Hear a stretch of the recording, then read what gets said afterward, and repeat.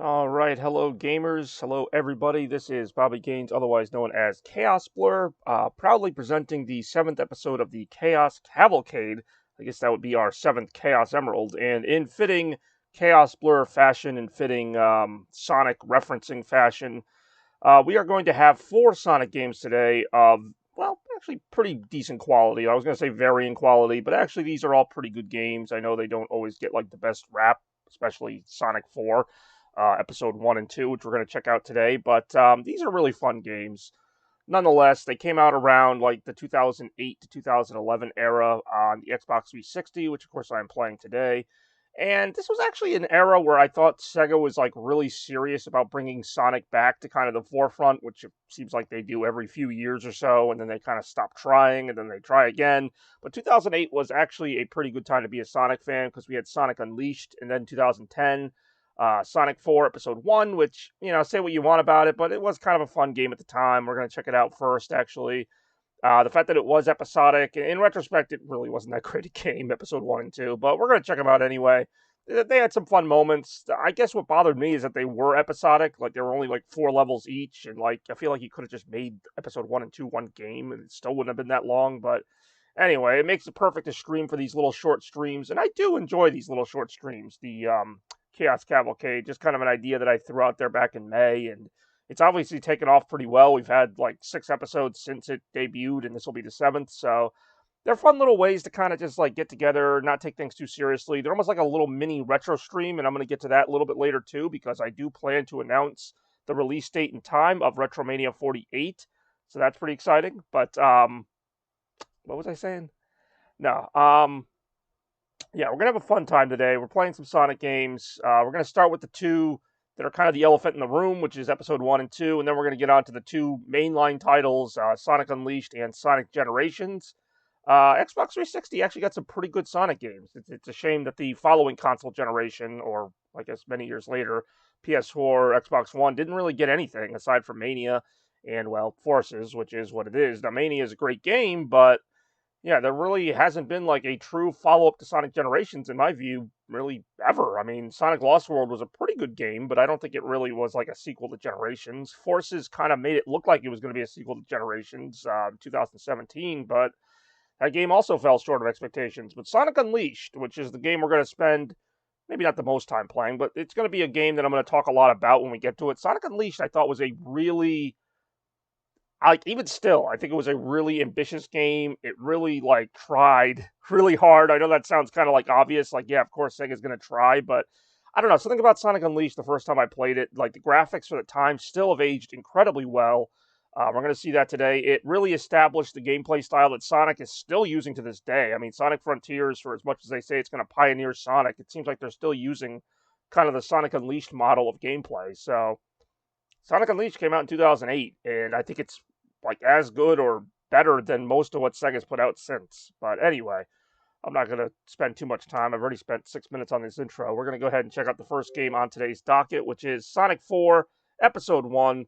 Once again, thank you all so much for joining. Probably after this game, I'll go ahead and make the announcement for, Sega. I'll go ahead and make this episode. Oh, God, I can't talk. I'll go ahead and make the announcement for Retromania 48 after this game. What's up, Rem? Thanks for joining the stream today. It's Sonic 4 Episode 1 to kick things off here. It's a very wordy title. Yeah, this game was something. I actually do remember being pretty excited about this game in 2010. Of course, I was pretty much excited for anything Sega put out with the Sonic name on it. I am using a new capture card today. I'm using a different capture card because last time at the end of Bayonetta, obviously there were a lot of issues with the picture. I don't know if that's related to the capture card, but just in case, this is a different capture card. Not that I think my other card could have handled the Xbox 360, but I actually don't know how any of this stuff works, so I'm not going to pretend I do. But yes, welcome to the stream, Rem. Hopefully you're having a good day, good Sunday out there. Yeah, this game had some problems. Anything you see that's a little weird is not because of the capture card. Like some of the physics were not ideal. That kind of worked. Yeah, you still get stuck on the hills, though. It is what it is. I actually didn't even notice that the first couple times I played this game. Like, when I play a Sonic game, and this is any Sonic game, like, I just play it. Like, I don't really sit there and analyze the physics or the drifting or just different things people point out. Not that I don't notice it, but I just kind of like it. Like, I don't know, I guess I work around it. It doesn't really say good things, but... Like, yeah, then if I really sit there and analyze it, yeah, I can see what people are saying about the controls being kind of stiff and all that, but I mean, if you just, like, play this game, if you're somebody who's played the Genesis games, you kind of know what Sonic's about, it's still very much playable. It's not a masterpiece, but it gets the job done.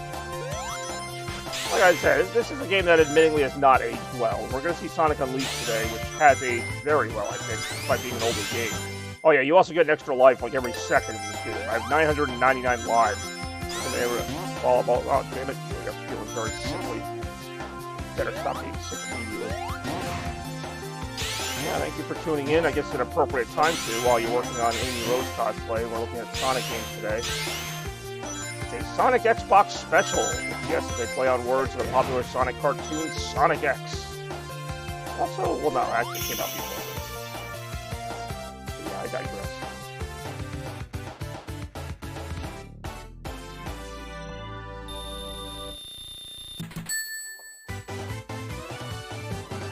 Ooh, another extra life. Because why not?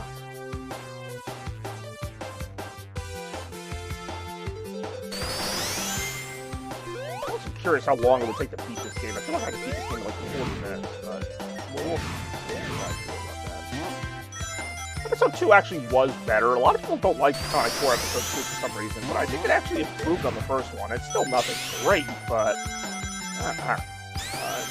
it is what it is. Admittedly, I don't really visit these games too often anymore unless it's for a retro or just one of these kind of streams, so it's not like some Sonic games that I just go back to all the time. I don't really go back to this game a lot. Like, it's not a bad game, but whatever. It's whatever. I'm more here to stream and have a good time with everybody, and, you know, the game is obviously a part of that, but not, you know, everything.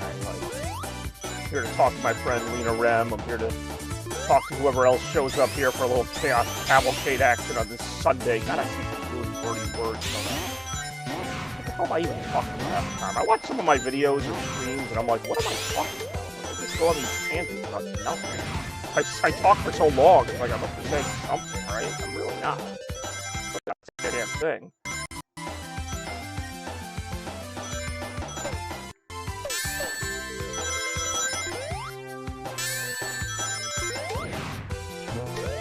I was just getting distracted there while I was watching my quote-unquote new capture card have like a major frame drop issue. I haven't had to deal with that in a while.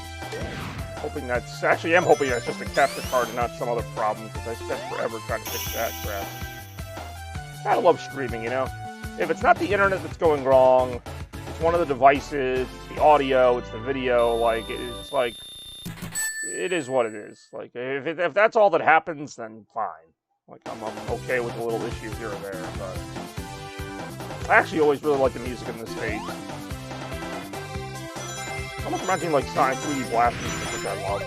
Actually, a lot of people complain about the music in this game. I actually think the music is pretty good. I mean, I could see why people thought they were just making a duplicate of the Genesis sound card and it was almost too much. But I actually like it. Episode 2 I didn't think it had as good music, though. Again, I'm just going off on a super long review of a game that probably anyone who's even remotely interested in has already played it, and everyone else just wants to stay away from it. Especially like the first couple levels of this game, you can just tell they just like re-illustrated older levels, and that was it. Like, it has a unique art style, but you can tell they were just pandering to the classic fans, which is something they would do again and again and again in the next several years that would follow this game. Of course, there is no Sonic 4 Episode 3. They just kind of left that on a cliffhanger after Episode 2. Basically, I guess was supposed to be the end. I don't know. They bring back Metal Sonic for Episode 2. That was kind of cool. I mean, that's pretty much bring back everything. So, Episode 3 probably would have involved Knuckles and had some references to Sonic 3 in it. That seems to be the direction it's going in. With Episode 1 being kind of the Sonic 1, well, I don't know. I'll let you watch the game and make your own assumptions. Also hope that Barney's doing well today. Hope everybody's doing well today out there in the Chaos Sphere, as I'm calling it.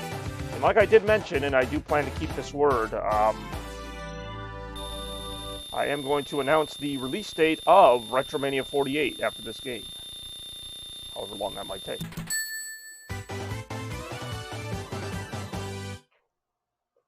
Alright. Now, apparently this song here, this boss theme, was actually like a scrap song from like the Saturn version of Sonic 3D Blast, so that was kind of cool. Like, this was supposed to be the boss theme in Sonic 3D Blast on the Saturn, one of them. It's not really that great a song, so I can see why they scrapped it, but it's cool if they gave it kind of a purpose in this. So, of course, we have Robotnik, and he's got the checker ball, like he's had so many times. But what makes this fight so much easier, what really makes all the bosses fairly easy, is that you can homing attack now. So there you go. I actually thought I could have spin dashed into him. Spun dash? Would that be the past tense? Spin dash? Robotnik blowing up in super realistic fashion. Alright, that is a pretty cool looking up animation from Sonic. I'll give it that. Point. All the generic animals there, all rendered in pseudo 3D, jumping out at you.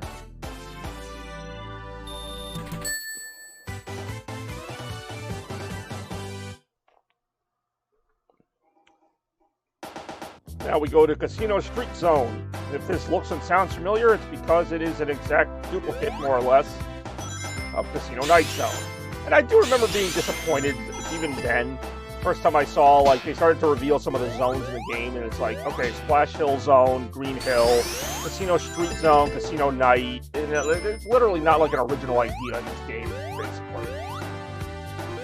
I mean, the level designs are technically new, but I don't know. It is what it is. If it sounds like I'm crapping on this game, I'm really not. It's just... It's called the Sonic 4, and it's so obviously not a true follow-up to those Genesis games. Just, I mean, even a quick glance will show you that. But they could have just called it something else. Like, still make a new 2D Sonic game, but call it something else. But, anyway. Sonic Mania, most people consider the true Sonic 4, and I can see why. That game definitely does a better job of following the playstyle.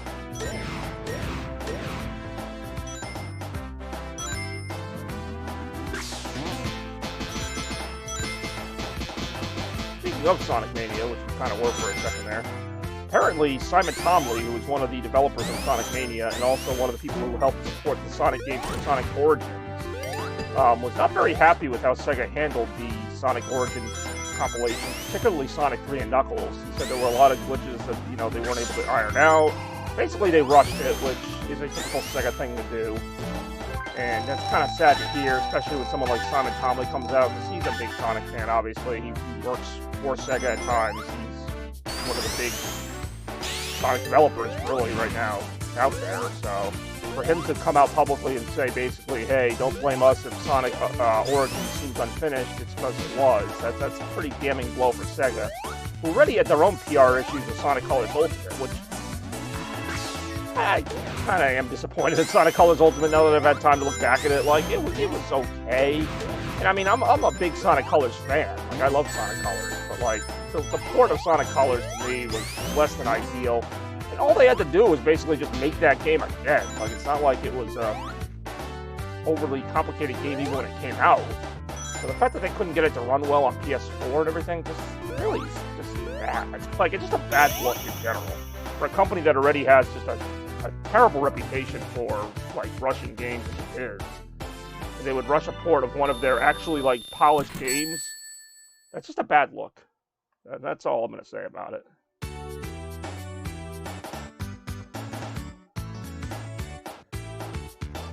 Like I mentioned, we're going to see some of these games today, like Sonic Unleashed. Like, Sega was starting to get their reputation back in a good way. Like, they had Sonic Unleashed, Sonic Generations, Sonic Colors, all really good games that came out within a few years. And you could tell they put some work and love into them. And, you know, Sonic Forces kind of gave their reputation a hit. Sonic Colors Ultimate kind of gave their reputation a hit. And even though I personally didn't have a problem with Sonic Origins, apparently a lot of people have experienced glitches and stuff with it. That's a shame, because, I mean, those are the greatest Sonic games. Most of them. I'm not a huge fan of Sonic 1, but it's still part of Sonic's history. And, you know, the Sonic Origins collection, as much as I like the presentation and some of the other little details they threw in there, it has its flaws now that I've kind of had time to step back. It's a shame that they can't even make re-releases anymore, because that was always their bread and butter, with re-releases. God, Sega's been re-releasing the same games for like 30 years now. Literally, 20, 30 years. They've been in console gaming, well, they were in console gaming for like 20-something years, and spent the last 20 years just re-releasing all their best console games. Like, oh, am I about to die? Okay, there's one part that's the bottomless pit. No, it's a little sad to me, and that's why, like, I want Sonic Frontiers to be something special, and I really feel like it can be, but I also feel like it's going to have all these, like, little glitches in it that are, like, easily corrected, but they're not going to correct them, and they're still going to claim that Frontiers is, like, the ultimate Sonic game. Like, they've been hyping Sonic Frontiers for, like, almost 3 years now. Like, they're still going to claim it's this amazing thing, and maybe it will be, but I just, no. It's hard. If they can't even port Sonic Colors right, like, how do I know? And I know it's not the same team making Frontiers that made the Colors remaster, but I don't know, you know, like, I want Frontiers to be good. I want it to be really good. Like, I don't want it to just be like, okay, it's playable or whatever. Like, I know it'll be better than Forces. I don't know how I know that, but I just know it's gonna be better than Forces. It can't be worse. Like, it already looks like they put more effort into Frontiers than Forces, but is that sufficient now? Are we at that point with Sega where it's like, okay, it's a decent game, that's good enough? I say no. I'm still in the camp that Sonic can be a blockbuster franchise, like one of the best franchises in gaming. And I don't want to settle for less than that. Like, I've seen even in the last 10 years where Sega made him better than that. So I have so much faith in this franchise, but maybe I shouldn't. I don't know. Oh, what's up, Brandy? How you doing today? Thanks for joining Chaos Cavalcade. Welcome back. Where did I go? Only been like a day. You guys miss me that much? I'm touched. This level's actually kind of just whatever. You left? Where did I go? I was off for one day. I had to work yesterday. And I actually saw, as you probably did, I saw an awesome Red Sox game last night. Yeah, in terms of streaming, I mean, generally I'm not gone for more than a day or two. Can't get enough of you guys. Lovely guys and girls out there who continue to support my channel, and I continue to appreciate it. Which is why I'm excited for Retromania 48 and other stuff to come. You will see in due time. I'll continue to suss my schedule out, see what time slots are available and all that. It's fun. I don't want to say it's stressful, but I mean, there is kind of a balance of, like, you know, trying to get everything to fit in and all that.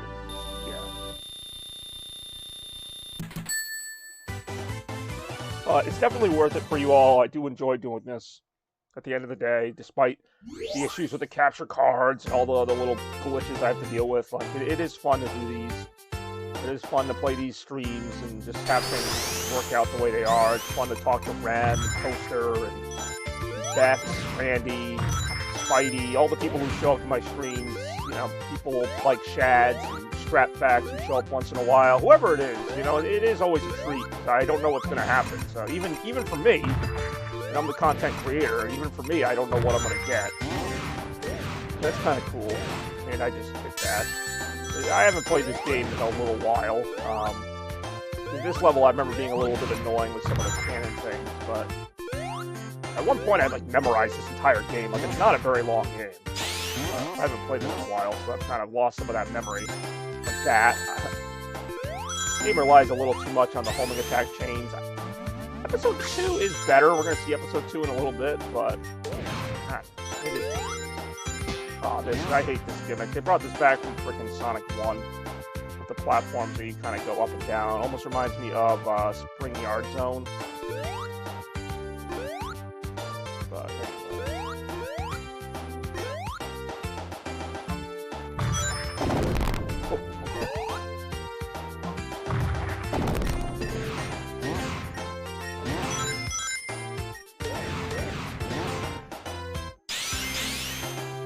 Oh god, Sonic Episode 4. I mean, it's Chaos Cavalcade Episode 7, first of all. But, yeah, I do enjoy a good chunking, and this is Sonic 4 Episode 1. We're going to see Sonic 4 Episode 2 after this, and then a little Unleashed and a little Generations, so don't go anywhere. It's going to be a fun-filled Sonic Sunday. Okay, I said that without listening too much. for Sonic 100. I really need that extra life. I only have 999 lives. The counter actually maxes out at 999. You can't get to 1,000. But if I lose a life, I go down to 998. Which I know it sounds like a first world problem, but you know, you would think it would like kind of keep a tally or something. But whatever. Actually, I think episode 2 you can go over 1,000. I don't know why this game is so easy. Like they just give you lives every 5 seconds.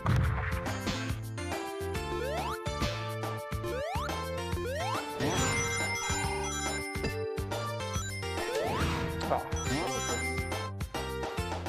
Yeah, how you doing, Toaster? Thank you for joining the show. I assume you may or may not be working on your cosplay as well. But, heard it from a certain Amy Rose cosplayer. Heyo, I'm surprised it took you guys so long to do Amy and Sonic. This is like an obvious one. Alright, I'll take it.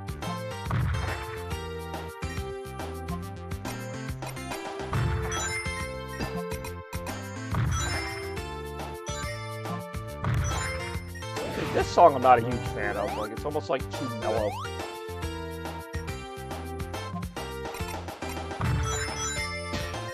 I mean, if you're gonna do a generic sounding Sonic, like, casino level song, at least make it kind of glitzy or whatever. I don't even know if Randy's still here, but I was gonna actually mention Randy because we're gonna talk about Retro 48 in just a little bit. And he actually came very close to guessing the theme of that episode in one of my last streams. I think it might have even been the Bayonetta stream the other day. Oh, I finally beat Bayonetta. Oh, I'm gonna die. Yep. That's a death.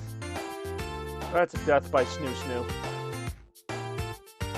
Yeah, see, 998 now. Oh, alright. I'm gonna die. Guess I'll die.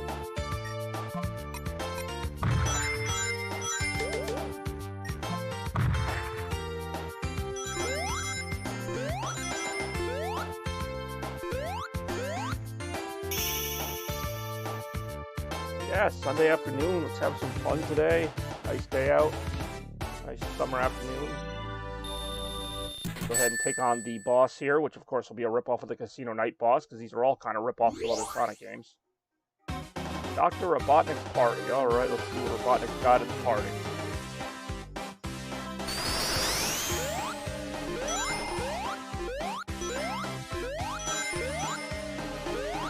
Gee, that looks familiar, doesn't it? Oh, I forgot like what's so obnoxious about this fight with respect to that. It's like the entire top half of this is empty. Like in the original game, there were bumpers and things to bounce off of. Like this was actually a really fun fight in Sonic 2. But here it's just Robotnik in this empty. The entire game feels empty compared to like the original. Like the thing it's referencing is better than the remake. That makes it kind of like pointless. Like why would you make a remake of something and make it like less? Now this part's different. You know, like, Sega's always so proud of this too. They're like, oh man, we made the fight a little bit different. We added like one really easy to dodge part. Like they were really serious about that. They're like, oh man, look at how much we changed the fight by adding like 10 seconds of new material to it. It's like, yeah, but you also made the original fight worse to begin with.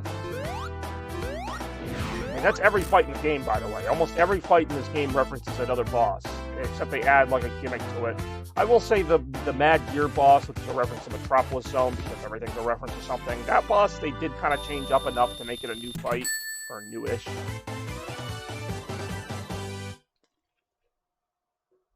Of course, here we're going to see a reference to Labyrinth Zone, because we needed to remember Labyrinth Zone from Sonic 1, like one of the worst Sonic levels ever. And I say that as somebody who has played a lot of Sonic 1 lately because of Origins. I'm not a big fan of Sonic 1. You know? I'm seeing that more and more as I play it, particularly the Labyrinth Zone. Which feels like it's the longest zone in the game, just by the fact that it takes so long to get through it. It's the longest zone in the game. It's like Zone 4, so it's like right in the middle of the game. And it's like, oh god, between that and Marble Zone, Sonic 1 is just not a fun game. You got Scrap Brain, and it's just stupid hell. I will say, I actually do prefer this stage to Labyrinth. It's hard to do, but I like the music, I like some of the gimmicks they do. It actually is a pretty strong zone. This and Mad Gear are pretty good.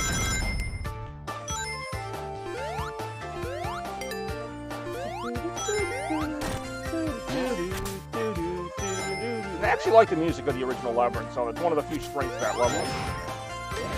Yeah, this is definitely a much better level than the original Labyrinth. So...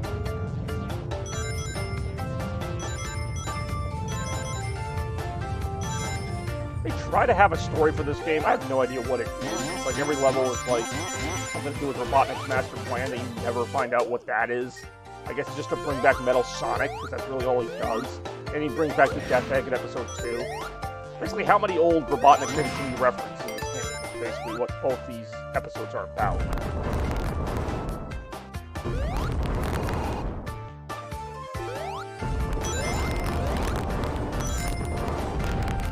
This level's not bad. The next one, which is like the darkness level, that one's kind of annoying, to be honest. And I always do that. I always end up outrunning the freaking... I end up running into the rock that I'm running away from.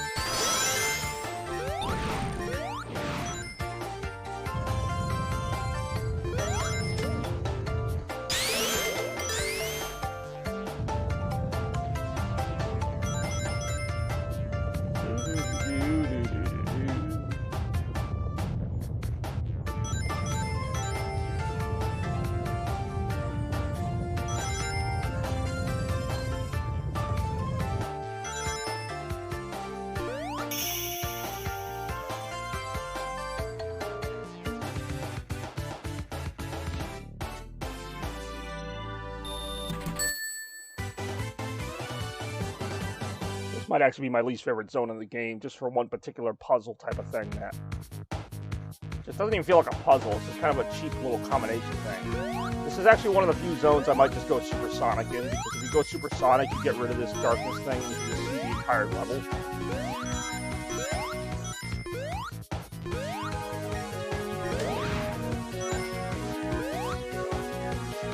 Sonic walking around with that torch like he's looking at his zone.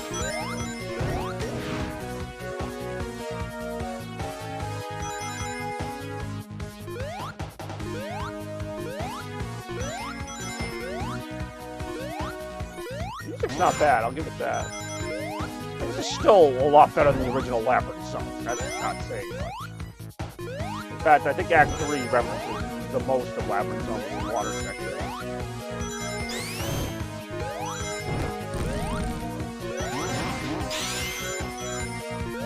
I just realized that's gonna kill the music. Yep, it's just gonna be this freaking Sonic music looping over and over again now. But I'll take it to not have to deal with the darkness. Should be enough rings in this level to keep it super. That makes the puzzle at the end a lot easier when you see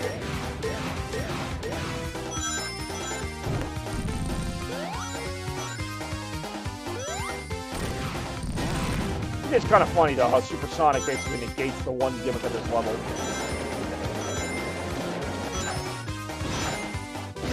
This little minecart part here, like Donkey Kong Country or something, I don't know. Not enough that they ripped off their own game, they ripped off someone else's game too.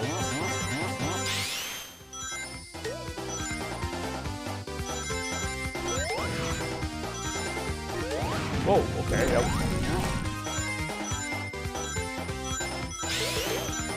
Heck, for some reason I thought that was supposed to be a, what do you call it, minecart part.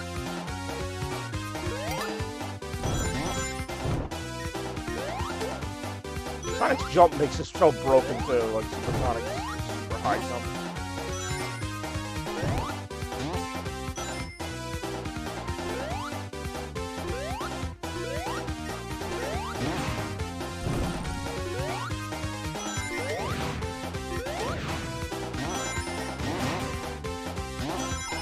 Oh shoot, that's actually good up there.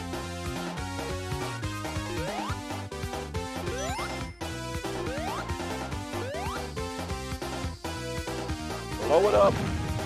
Hello.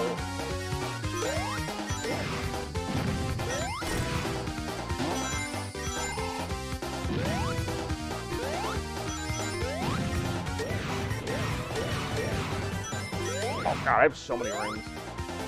Even with Supersonic, I still have a lot of rings.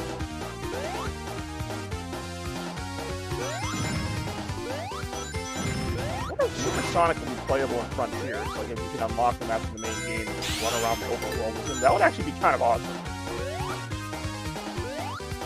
I mean, it would break the game entirely, but that's kind of the point.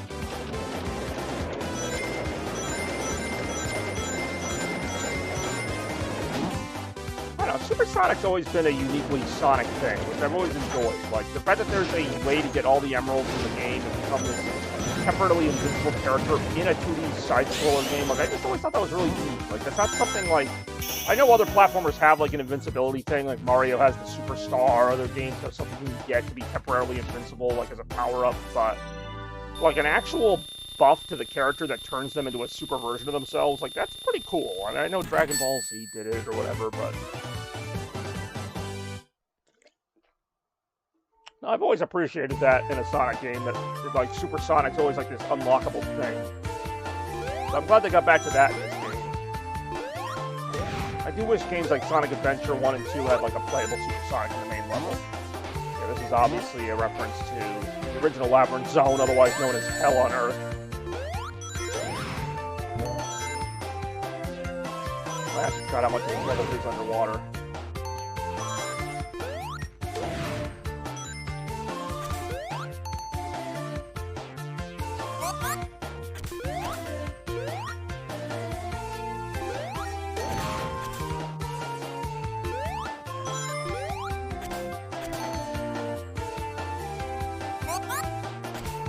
Ah.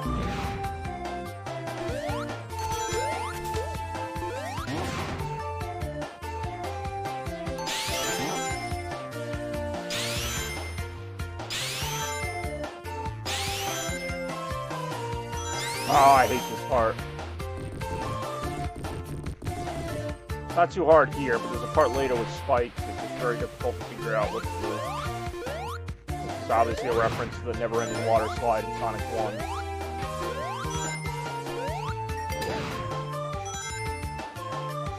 Oh, this is the fucking wall floating part, kind of a reference to Hydrocity.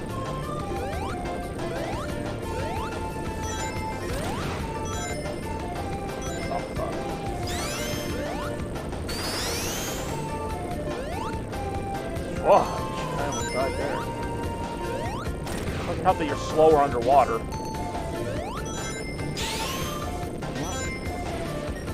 Got it.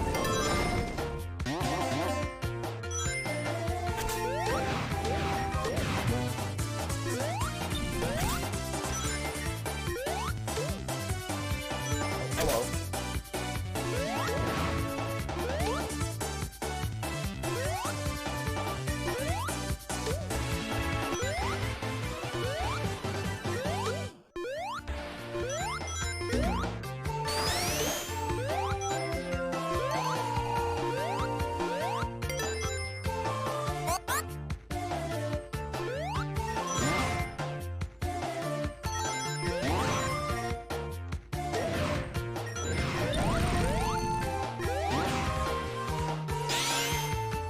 Yep, this is the part right here.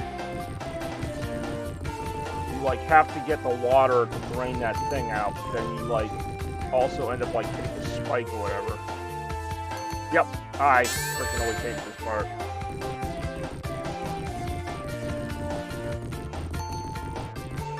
And then you die. And then you die. God damn it.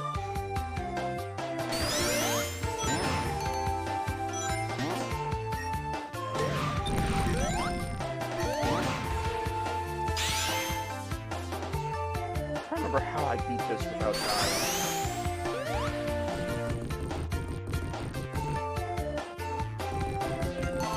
Let's try something.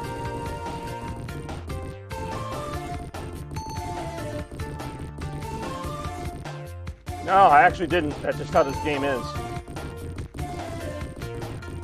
There we go. Can't believe I never figured that out. No, in fact, the casino level that I played before this, you just get spammed with extra lives.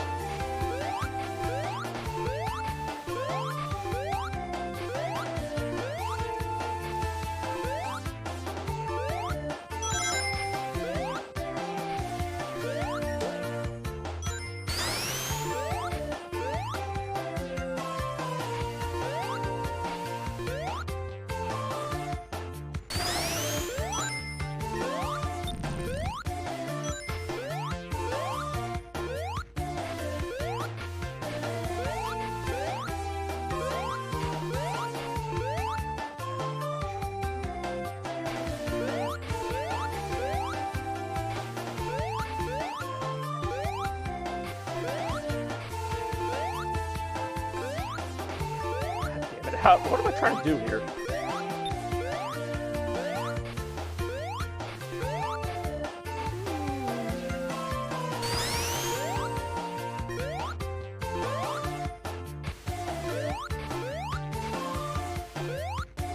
Am I actually lost in the Lost Labyrinth? Kind of fitting, I suppose. Nope. We got out. We Gucci. Hey, what's going on, Shads? Long time no see. I was actually mentioning you earlier. When I was mentioning my long list of fans that I have. Thank you for tuning in for a little Chaos Cavalcade episode 7. Oh, I forgot to hit the thing for the next level. Alright, actually, I might skip it and do Mad Gear Act 1 just for a change of pace. Actually, no, we'll do the Labyrinth boss. Made it this far, right?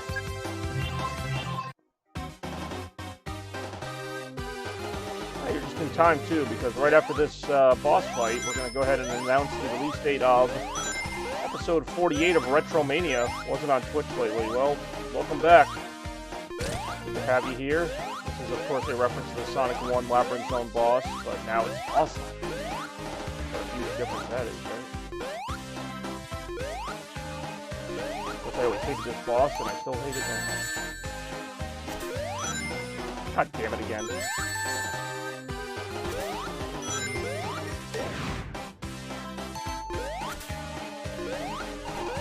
was gonna say, I'm gonna die from not having enough air.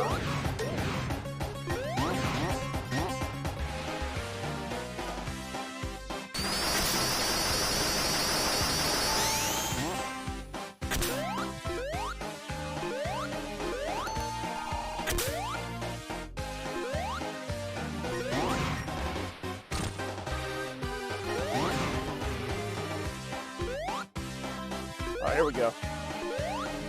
This part actually kind of sucks.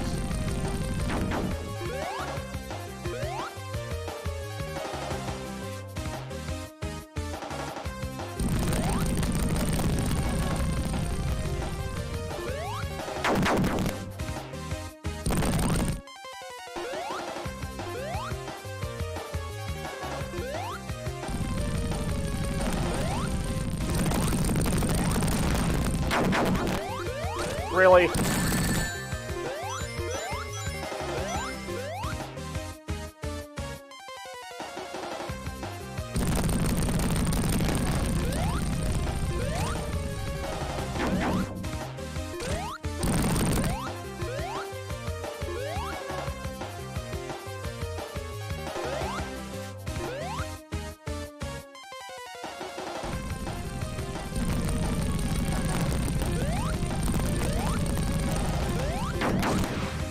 Oh, I feel like that last one should have counted.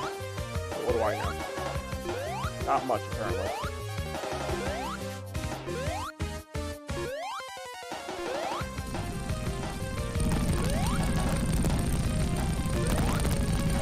Oh! For some reason I thought that would have crushed me. Hey, I got him. Hey-oh. Take that, Robotnik. Look at that Robotnik. GG. No, thank you. I would not say it was too easy, though, but it was something. Definitely an okay experience overall. But no, I did not cheat on that 998 lives there, Toaster. This game is just incredibly easy.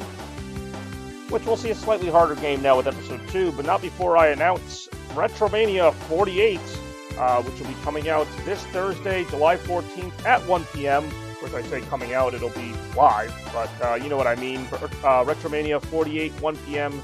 this Thursday. Check it out. Look forward to it.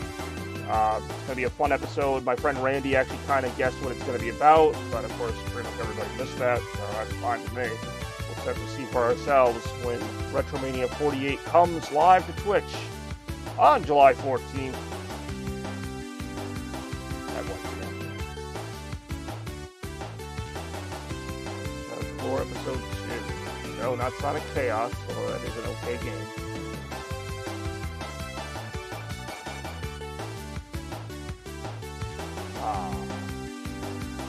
Oh. Alright, here we go.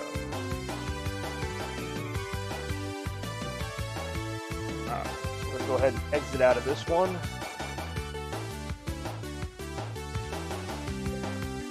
Then we're going to go to the much different and slightly more challenging Sonic 4 Episode 2, which will, of course, introduce Tails to the mix.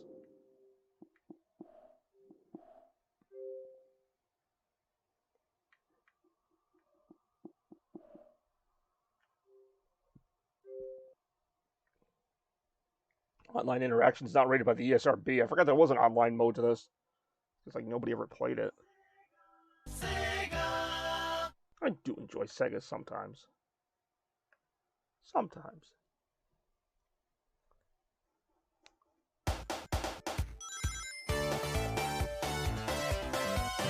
Yeah, look at how well they photoshopped Tails into that intro.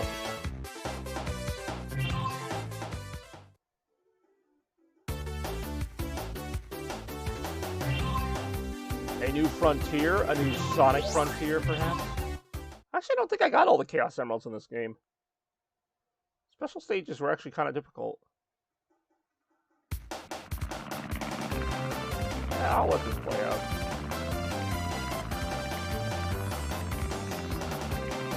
Sonic's all like, YOLO, let's go. Let's go, Tails!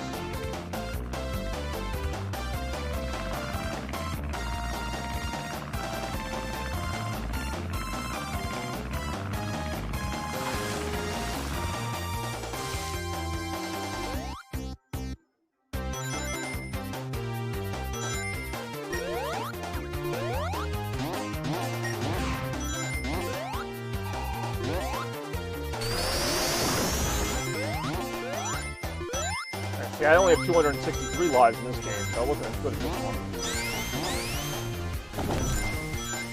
You look at there, alright. I won't sue and ruin the Arson series, I mean. Alright. I do enjoy how, like, every conversation with you turns into freaking 10 tenders.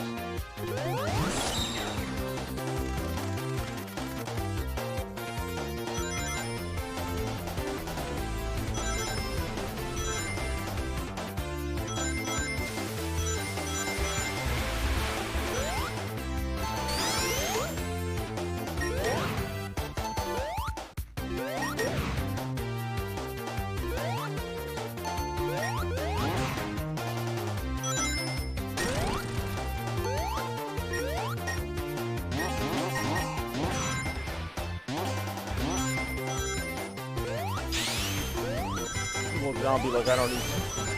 I mean, that would just be regular John. Oh man, I was laughing so hard last night because I was watching some of my random videos, and I was watching the one where you're singing the stupid song in the car. You put the Coke in the cup, you put the Coke in the cup, and I'm like, what the hell am I watching?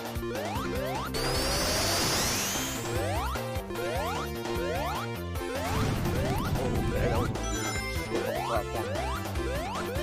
Oh, that was a weird slip on the platform.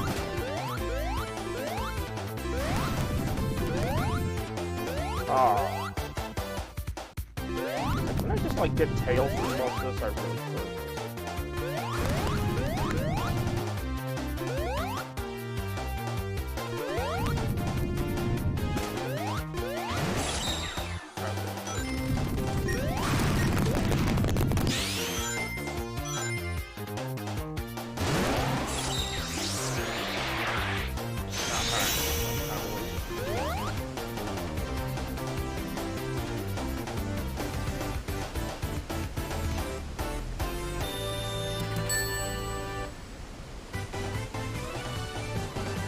Yeah.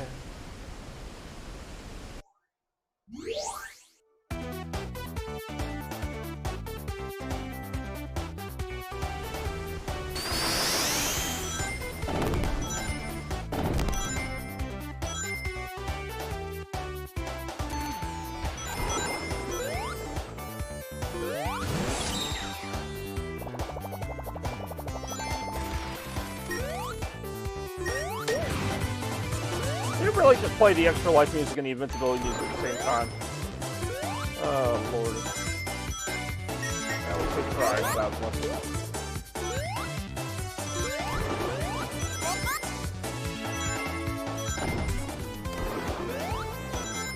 Evil Bobby, I mean, yeah, Evil Bobby probably would think it's kind of terrible.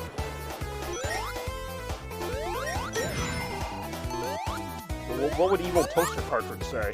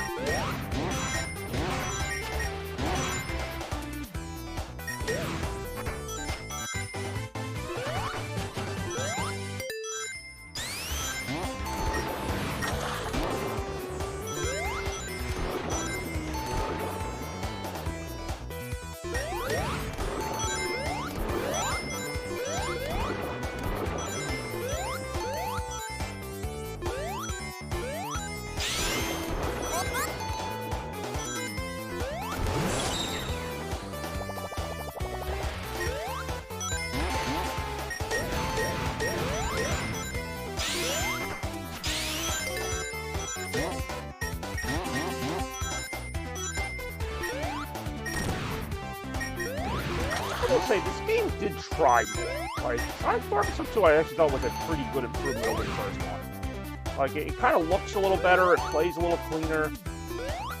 Like, it's not perfect, but I do feel like if they made a Sonic 4 Episode 3, they would have gotten closer to nailing it. Like, it's like they got incrementally better, but they never made it through.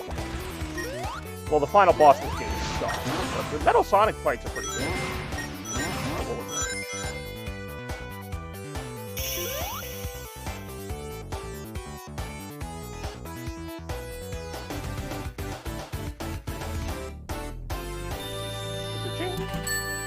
So yeah, you can see how easy it is to rack up lives. I wasn't making that up. Not that anybody thought I was. Actually, the music's better than I remember it. I think it was literally just Oil Desert, which I'm not even going to cut that stage. That stage really kind of sucks. But this stage is pretty good, and then the next one is pretty good. Or at least 2 acts of it are pretty good. I'm not going to do acts of it. Sky Fortress is just alright. You might take a look at one of those zones. Anyway, let's see what we're going through right now. They actually kind of reference this move in Sonic Movie 2. Sonic and Tails doing this kind of double attack together. It's a really quick reference, but you can see it toward the end of the movie. I don't want to give away too many things. When they're fighting Robotnik's badniks at the end there.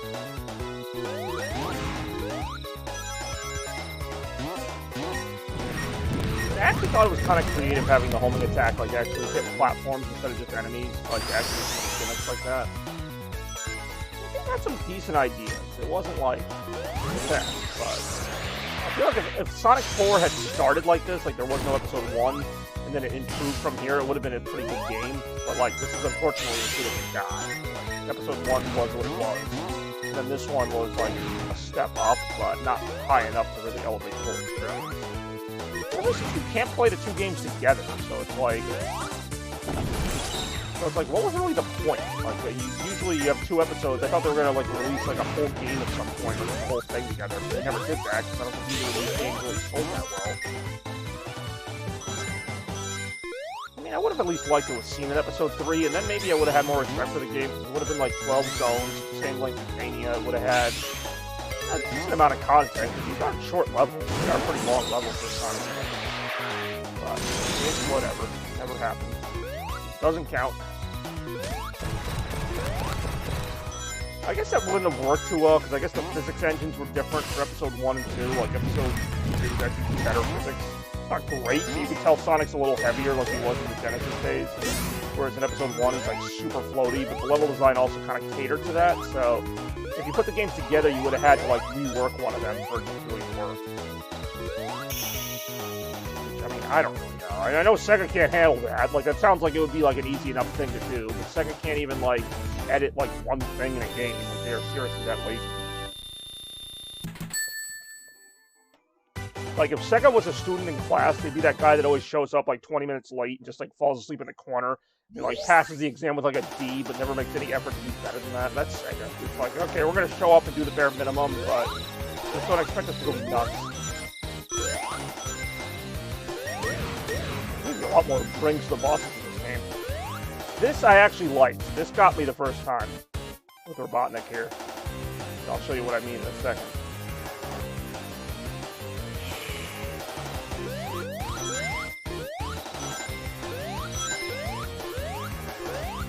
So, like, these platforms come up, and you think it's going to be the Aquatic Ruins boss. Like, I legitimately thought that. And then this happens. And this was actually pretty creative. The fact that they actually just, like, get rid of that entirely, and it actually turns into a pretty interesting fight, especially for a first boss. I was actually legitimately impressed by this. Like, it's actually a different fight, and it's actually a fairly creative fight for a Robotnik boss fight in the first level of the Sonic game.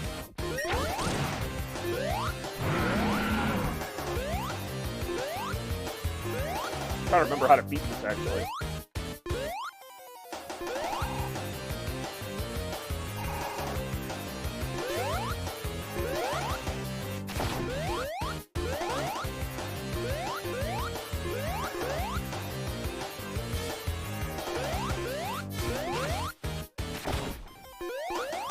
You don't hit the arm.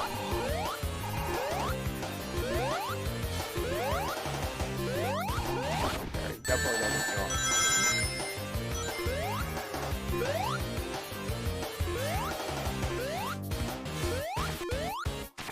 How did I get up? Oh, duh. I gotta use tails. That's right. I think you can fly his tails does add a couple of extra, like, strategies for each fight.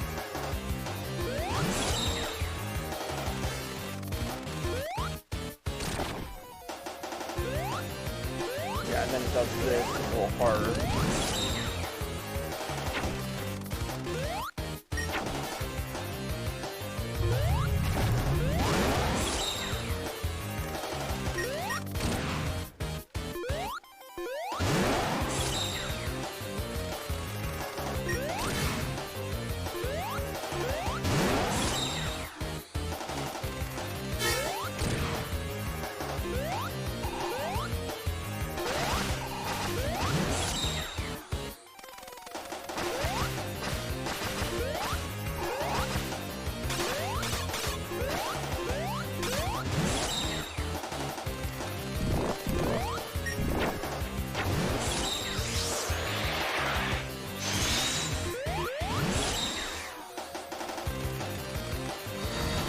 Ah.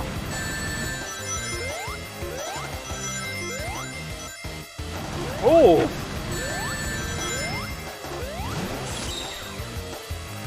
Nice shot.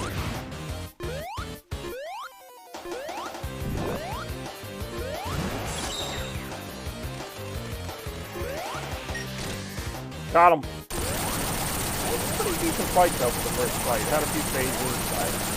I give him props for that, for not just doing the same thing, and for actually faking you out and thinking it was going to be the Aquatic Ruin boss, and then he just like, nah, screw this, and just slaps the pillars out of the way. That was legit.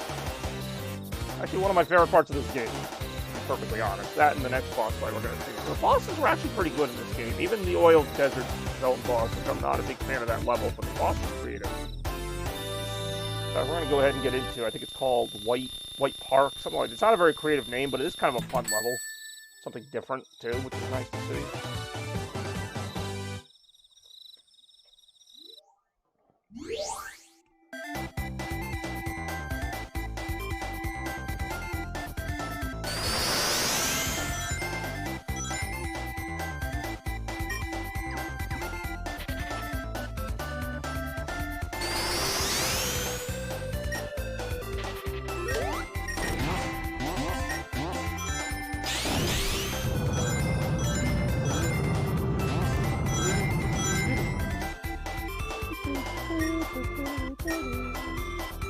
Ow.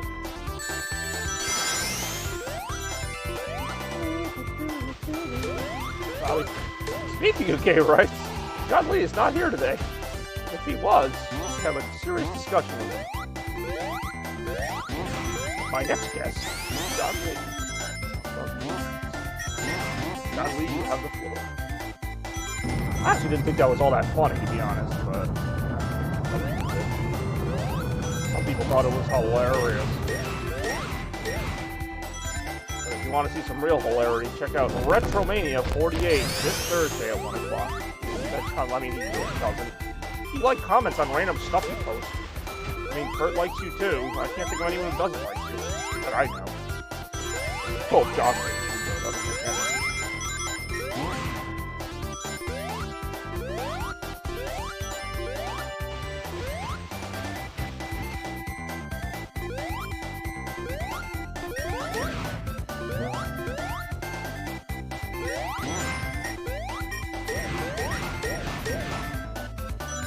Oh, jeez, I walked right into that. Hell.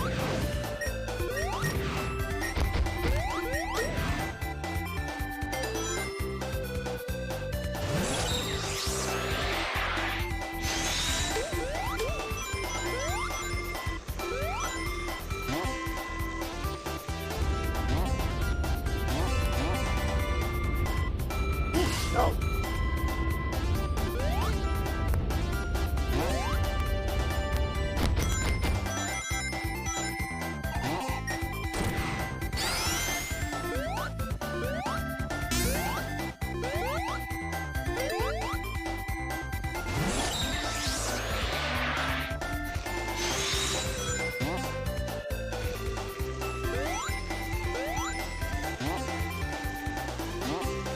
Actually, this music kind of reminds me of Sonic 3D Blast, although it's not as good. Oh, I forgot you died if you do that. Wow, I'm stupid. I'm terminating all... I mean, that would be pretty evil, wouldn't it? Just like thinking of things that are the opposite of what I would do, huh? I guess that makes sense. Although that would imply that I'm the good version of Bobby, and who knows if I am. You're just assuming that. I could be the evil one for all you guys know.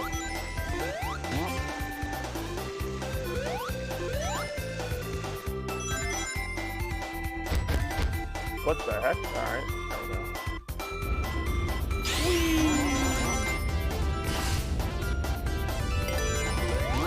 Whoa! Oh, that was close. Uh-oh. I hear snow again.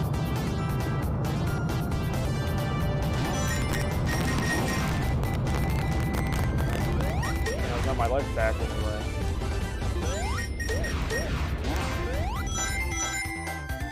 All figure right now called penis. I mean, alright. I just was back to gay rights again.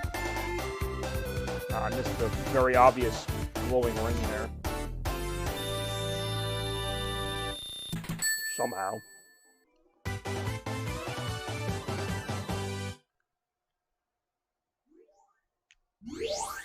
I do enjoy this level, if only because it makes reference. I know I missed stuff in Stage 3, but I love the smell you'll see. It references Twinkle Park music.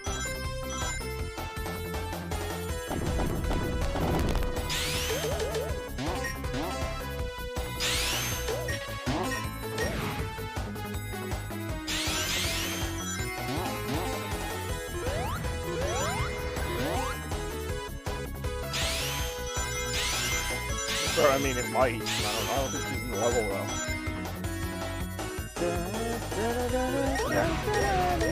I love that. It has a Twinkle Park music in it. Oh, that was cool.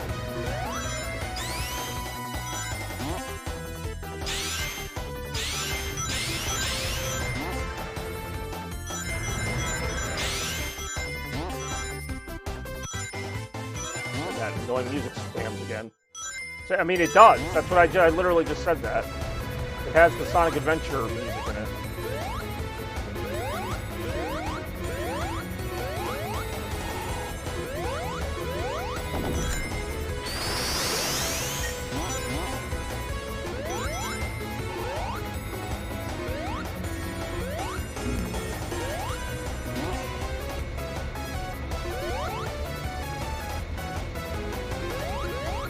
I like when they reference Sonic Adventure was a thing. I mean, as much as I like kind of whatever on Sega's references, like, I feel like Sonic Adventure 1 and 2, other than Shadow, like for Sonic Adventure 2, like, Sonic Adventure never makes a difference. Like, like very little hints here and there, but Sonic Adventure to me is a classic.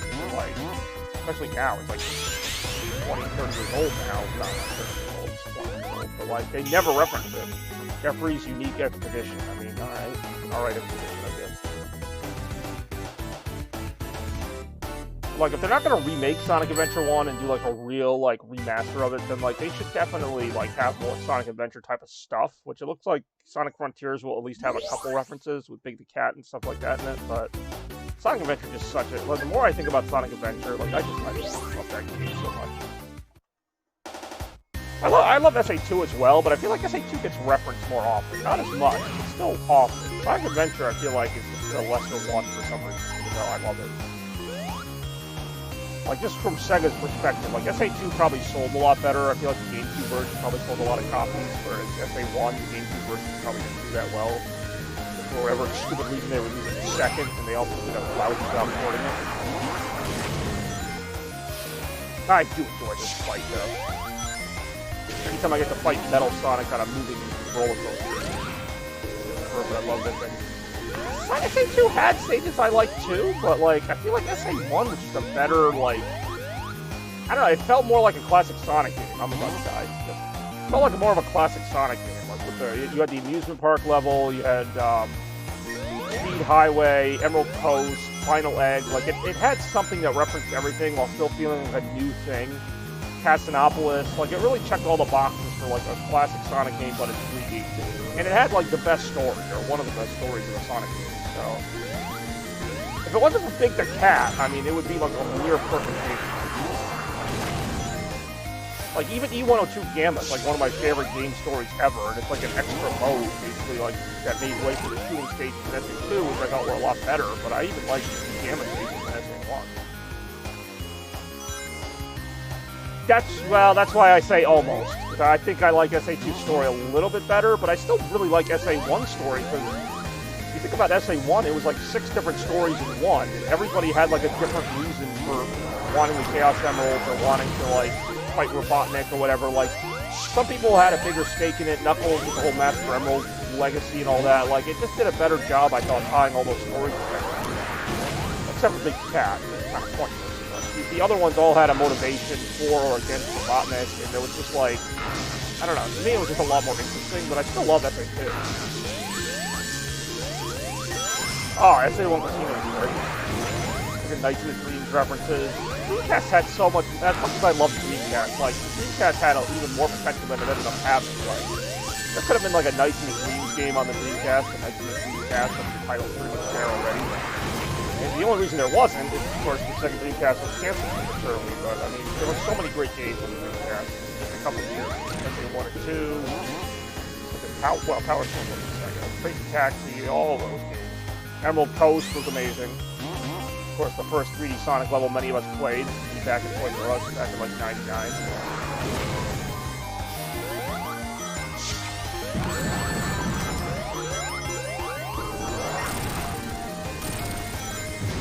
Alright, get wrecked, Metal.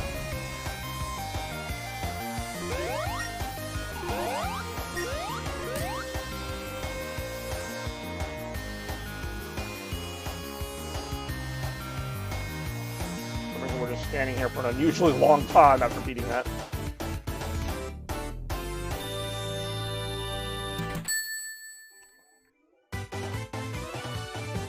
I do enjoy defeating the boss. The generic boss named the boss. We'll do Tornado Takes Off. I actually don't mind this stage. It's better than Sky Chase, which is what it references. Then we'll move on to a little Sonic Unleashed. Oh, there's Robotnik.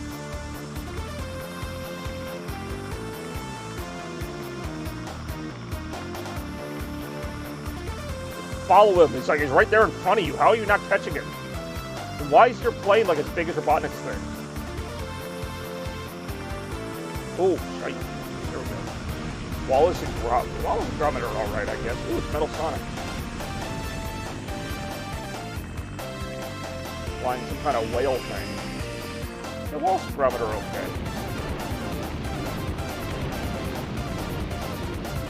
Wow, that was some sharp flying there around those unrealistically big missiles.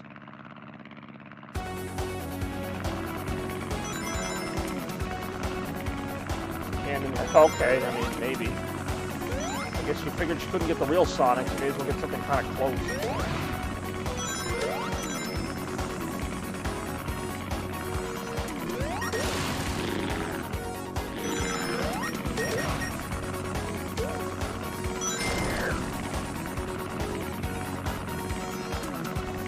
I don't know, I guess I didn't get that ending in Sonic CD. With these levels. You know, I usually agree with that. I'm not a huge fan of the flying tornado levels, but this one actually isn't that bad, because if you get stuck behind a platform, it'll actually, like, fly the tornado away and come back. Plus, I kind of like this part here where you fight Metal Sonic's plane. You have to, like, avoid the stuff and then hit the other stuff back at them, which I guess is a very simple... Actually, Sonic Unleashed had a level, a Sky Chase type of level, which I almost never play other than the first time you have to do it.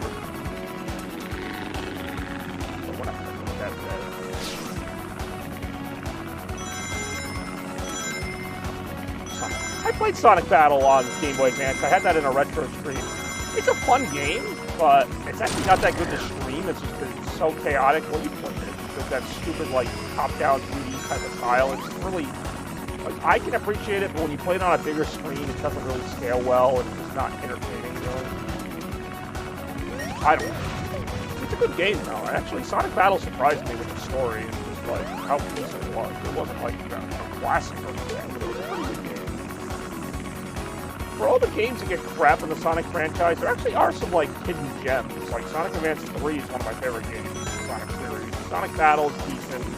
Sonic Shuffle, I think, is a pretty good game, despite some technical issues, but... I mean, I can understand that not being in anybody's top. But, like, Sonic also has some really good racing games. Like, everybody just focuses on, like, Sonic 06 and, like, you know, Sonic Boom and Sonic Forces. But, like, there are actually some really good Sonic games that don't get any credit. Actually, the Sonic RPG wasn't bad either. It just wasn't my thing. Like, Sonic and the Dark Brotherhood, like, that had a really good story. It wasn't my kind of game. But, you know, Sonic and the Black Knight, I don't really like. Some people seem to like it. Sonic and the Secret Rings is kind of garbage, but, like, there really aren't as many garbage Sonic games as everybody thinks. There's really maybe, like, 3 or 4. And the rest of them are, like, pretty good. Like, they're not amazing. Everybody acts like Sonic games are like 75% crap, and they're really not. Like, again, I'm trying to be unbiased here, but that's like impossible. But like, you know, Sonic has, I'd say, probably like 20% of his games are like amazing. Another like 20% are garbage, and then the other 60% are probably like decent or above. So I mean, it's not like not too much unlike other franchises either, where you have like your top games, your mid games, your lousy games. And yet everybody acts like Sonic is like 90% lousy games. That's just not the case. And again, I'm trying to be unbiased here. I understand Sonic's not going to be everybody's cup of tea to begin with, which I think is a lot of the problem. Like, I meet some people who are like, oh, Sonic was never good, you know, the game sucked or whatever. It's like, well, you just weren't into what it was. So, it's like me saying Zelda sucks. Like, I don't think Zelda sucks. It's just not what I'm into. Like, so to me, yeah, Zelda, to me, wouldn't even be good on the best games because... wouldn't even be good on the best games because I just don't like Zelda, but that doesn't mean they're not good games. That's why when people are like, oh, Sonic wasn't good, or oh, I didn't like this. It's like, well, you didn't like what it was. You wanted to play a platformer more like Mario. You wanted to play a platformer or an RPG or something else that wasn't what Sonic's trying to be. What Sonic's trying to be, or what it should be, is something that is pretty well established. When Sega tries to go outside of that too much, the games get kind of wonky in my opinion, because Sonic doesn't need to be, like, it can innovate here and there, but it doesn't need to be, like, an RPG or a whatever. Like, it can be its own thing, and some people just aren't going to like it regardless, so I don't think Sega should try to please those people. So yeah, I'll play Sonic Extreme, you know, as soon as the Sega Dreamcast 2 comes out. But yeah, this part's kind of cool. You fight Metal Sonic's plane and try to do stuff back.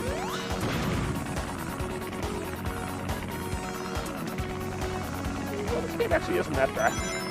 I know most people won't agree with that, but Sonic 4 Episode 2 is actually not a bad game. I'm probably a guy here.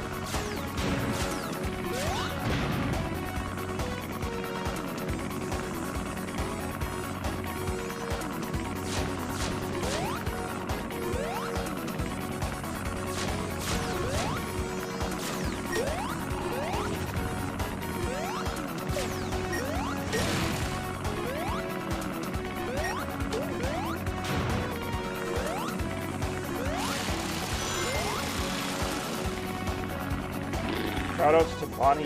Oh, that's great. I was gonna say, who's Bonnie? I thought you meant like Bunny from the old Sonic cartoon, and then I'm like, oh, right, you literally mean something named Bonnie. Nobody else is gonna know who that is. Kudos to that reference, I suppose.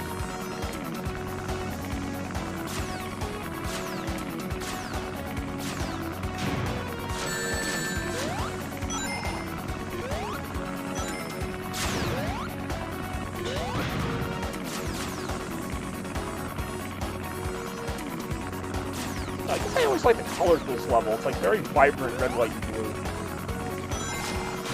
Miracle.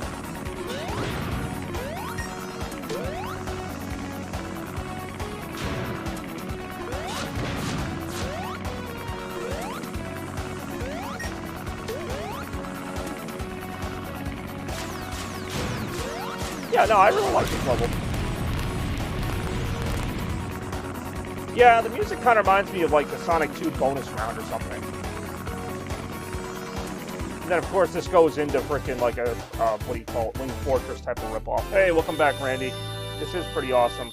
Gotta love some Sonic. Well, I'm glad you said that, because we're going to be looking at a lot more Sonic in just a bit here, going on with the Chaos Cavalcade. We're going to be taking a look at Sonic Unleashed, which is a game that gets a lot of controversy. I don't really see why. Okay, I do see why. We're not going to play any Werehog stages just because they take like a half hour each, but we are going to play some Sonic levels, some modern Sonic levels, whatever you want to call them. And I'm going to talk about why Sonic Unleashed is actually one of my favorite Sonic games and why it kind of showed a little resurgence for the Sonic franchise at the time that it came out. But, yeah, no, gotta love some Sonic. Gotta love some Retromania 48 coming out this Thursday at 1 p.m. So, again, if you're not doing anything on Thursday at 1, we look forward to seeing you there. It's going to be a good one. Going to have some good times, as Sheik would say. But we're already having some good times here today. So I'd like to thank everybody again for tuning in to some Chaos Cavalcade Episode 7. We're going to go ahead now, and it's going to be all full steam ahead here with Sonic Unleashed. There's a number of reasons why I like this game. One of them is actually the graphics, which is a weird reason to like a Sonic game. But I think this game still has some of the best graphics a Sonic game has ever had. And that includes Frontiers, which I think has really cool graphics too. But Frontiers is also coming out on PS5 compared to Xbox 360. So you would hope it would have better graphics. This game, I feel like it really made the most of the Xbox and PS3 at the time. They also designed the Hedgehog engine, which they would later upgrade for Sonic Generations. Well, yeah, but I just said it. I just said Retromania is coming out Thursday at 1, so that was the announcement. Yeah, I love even the music in this game. Like, you can tell they wanted this to be like an epic type of experience. Okay. Say, I've beaten this game before, so I don't know why it's telling me this. Okay. Look how I just praised this game and now it's gonna like freeze on the screen. But the Xbox just freeze? Like I cannot get out of this screen right now.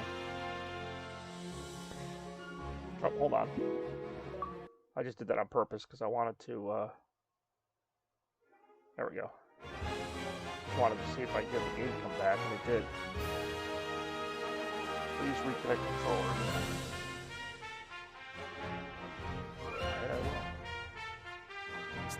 I don't want to see if there's a way to watch that opening cutscene without actually starting another game. Nah, it's not that important. So yeah, we're just going to go through this game. I'm going to let the game speak for itself, because I really do think it's a great game. There was even DLC for this game. That's really the last Sonic game I can think of that had significant DLC. Like, they added a lot of levels to this game. Both Werehog levels and Sonic stages. Like, they really took a lot of pride in this game. I know it didn't review well. Sonic fans actually really like this game. I wouldn't mind seeing a remake of it if they actually like did a good job with it, but I have doubts of that now. Yeah, this was always one of my favorite levels to play back in the day. The music is insanely awesome. The sense of speed in this game is still really unrivaled, except maybe by Generations, but this game's a little bit sloppier compared to Generations, I will admit that, but it also came out first. They were still finding their bearings, but I mean, it's so gorgeous. It's just a blast to play, literally. And when this first came out, I mean, I was blown away. This was 2008. The last game that came out was Sonic 06 when it came out. Like, the graphics are so much better. It was, like, obviously meant to be a Sonic game. You're probably wondering why I'm missing my homing attack. That's because the homing attack is on the X button, which I always have to get used to. Like, the one thing about the controls I wish you could mean, other than that, like, it's so good. Music, everything. So, I mean, if the cyberspace levels of Frontiers play like this, I'll be more than satisfied with that. I mean, from what I'm understanding from people who reviewed the game, and this is actually one of my favorite parts of the whole game here, is just how smooth these transitions are between the rails. It really is a lot of fun to grind on rails in this game. Yeah, that's fair. I started with this game because it came out first, so I played this game a ton, and I actually think Generations is that much better because like I used these controls first. If you get used to these controls, then Generations is even more fun. So yeah, these controls are a little bit clunkier, I will admit. I'm just used to them because I had to learn them to play this game. I'm so old. Oh wait, so much older than you.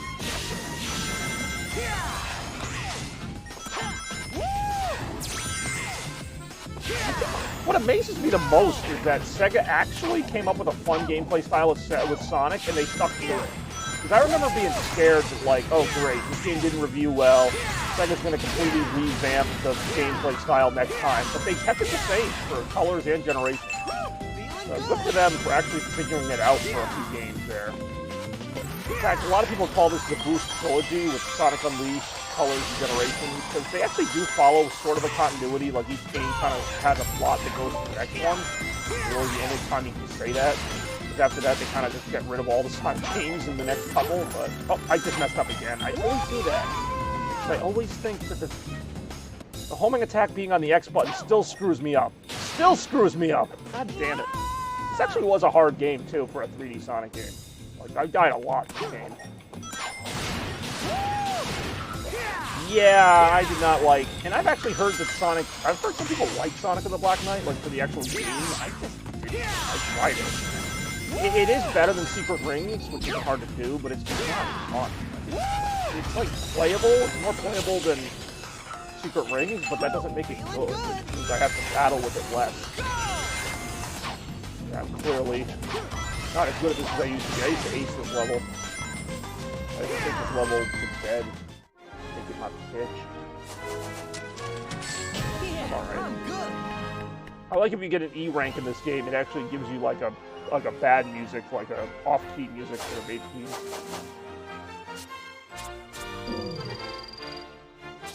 I cut all my hair off. Well, talk about burying the lead. I feel like you should have let off with that. That seems like a significant change of look.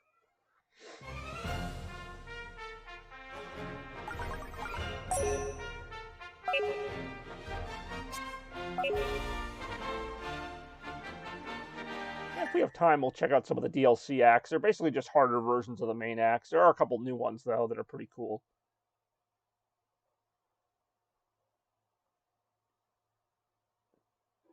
But they put so much more effort into this game than Forces. It's ridiculous. Like, this is actually a pretty long main campaign, too. Between the werehog levels and having to unlock stuff. It actually has probably the best grip in any of the games. So, I mean, alright.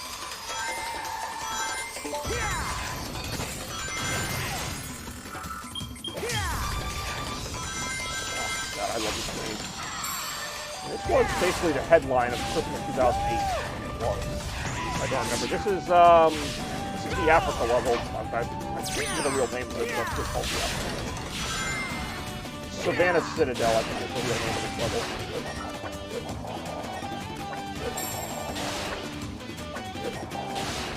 The only part I was gonna say, the only part that kind of sucks is that you keep falling there because the homing attack is kind of weird like that.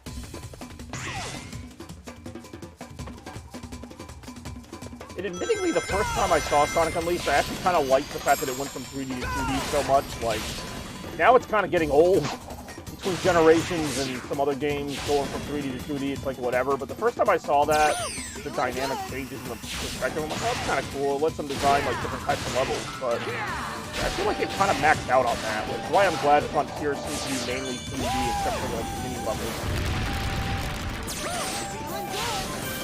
Also, the quick step in this game was so damn good. Might be the best quick step in any of them, to be honest. That includes Generations, which also had a pretty good quick step. I've always been a fan of the quick step. This game actually did create a lot of moves that saw use in future games.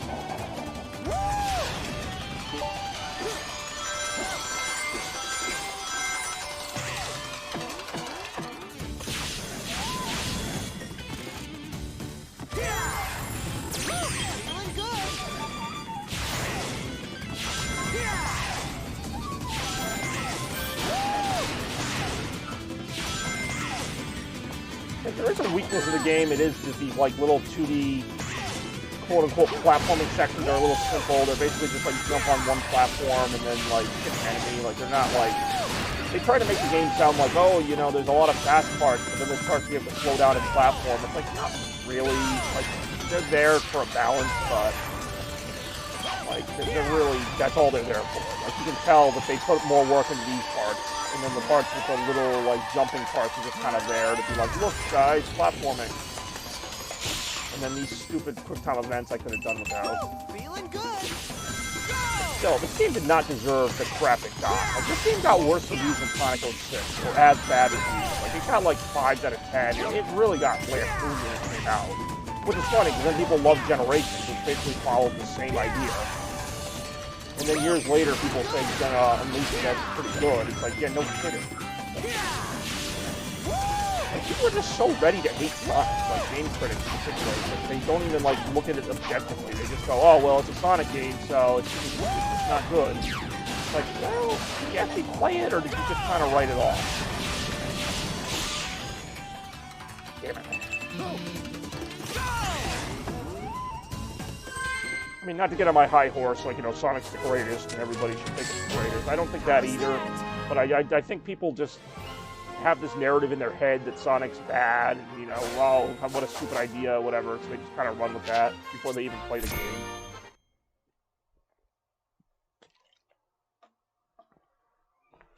Which is why I'm honestly surprised to see so many game journalists give Sonic Frontiers credit when even the fans are kind of like, whatever about the game.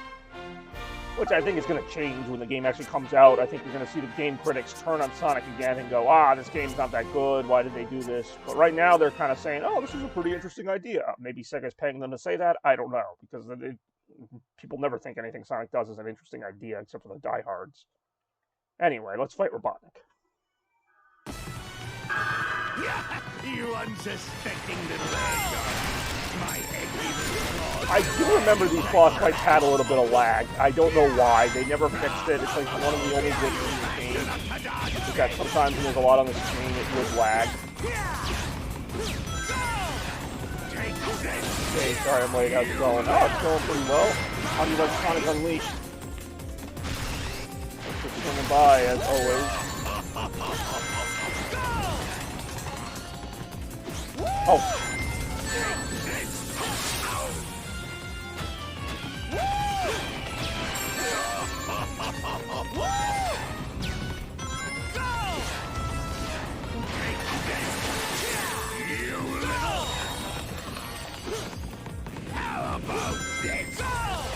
I also kind of liked how this fight references, like, you know, get a load of this and all that, like the Robotnik talking to you constantly throughout the fight. It is kind of like a nice little reference.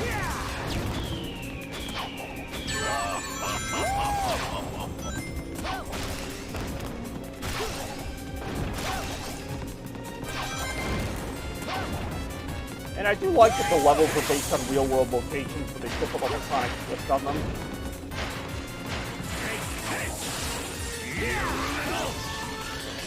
Real hard. Hey-oh! Really knock the bombs away. Okay, do not want bombs to be going away. Hey-oh! It was like that you could like ram into him too to do some extra damage. The homing attack would do a little bit of damage to him, but if you get a good boost off, it would actually take a bigger part of his health. Yeah, thanks for stopping by. Hopefully you're having a good day. It's Sunday, July 10th, is it? I lost track of the day. Almost halfway into July. I do want to do some fun stuff this summer. I've got a new car and I am not afraid to use it. Got him. No idea what he just said as he's scampering across the level there.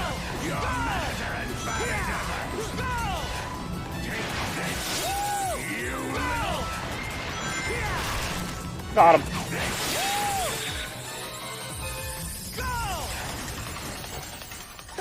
Same as ever, all bark and no bite. Yeah, I just always enjoyed the dynamic of that fight. The running, the banter back and forth between Robotnik and Sonic. Very well done, very well translated from the classic. Not bad.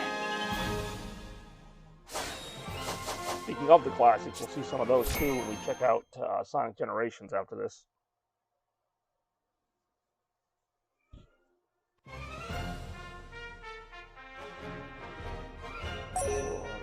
you go.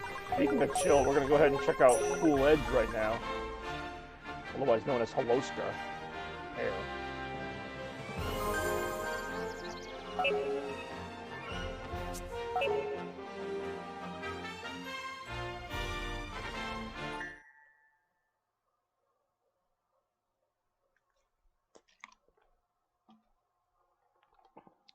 I do enjoy making a nice grilled cheese for lunch. Alright.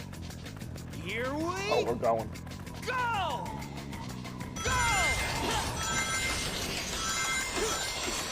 Ow. Don't enjoy that.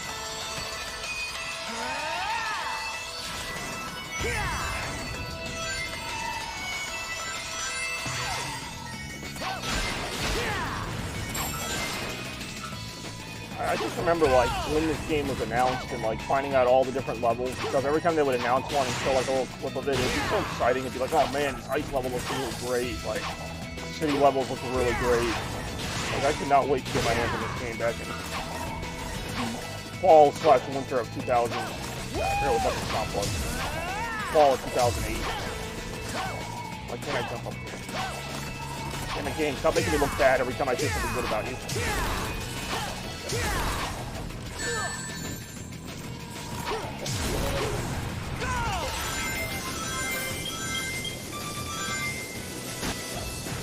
Ow. I guess it's a good thing you don't lose all your rings when you get hit once.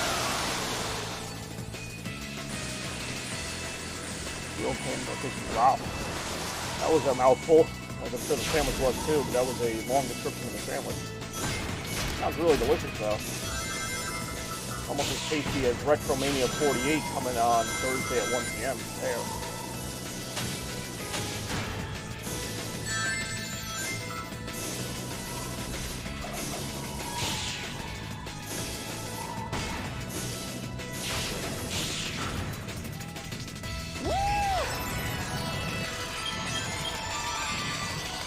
Everyone's Chad's on the screen for like 10 seconds though. You have Randy for his usual couple of appearances. It's not over yet. We still have some Sonic Unleashed to go and some Sonic Generations after that. Alright. Oh, nice recovery. Alright. Oh, not so nice recovery. I do enjoy when it's delicious indeed. Now we all know Spidey enjoys grilled fish.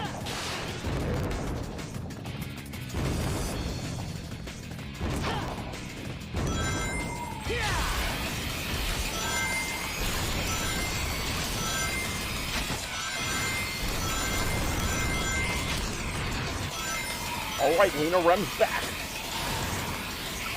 Never knew they left, but there you go. Just go ahead and edit in the word back there. Welcome back, Rem. Hey, Lena. Hey, Lena.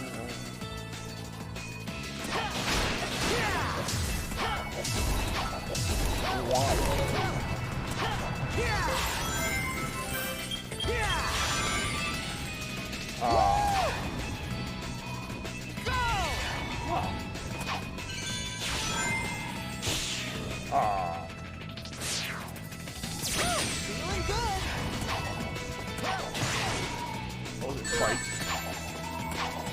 I like when Toaster will point out something super obvious, like you died or you got hit. Like, yeah, I saw that. Or you missed that special stage ring. It's like, yeah, obviously I did.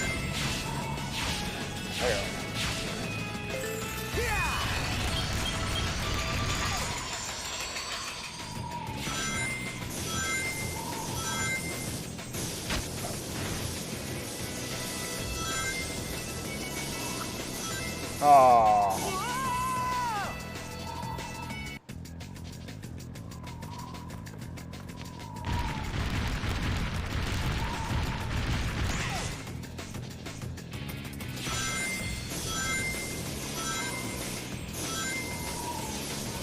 Ah. Huh.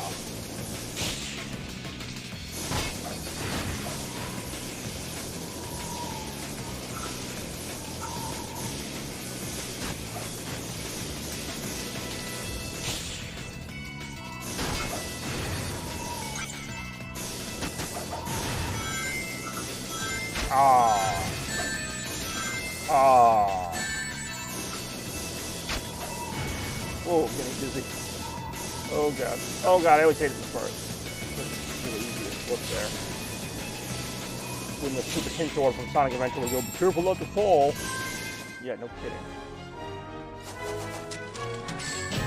Well, that was lame. Well, that was lame. It was kind of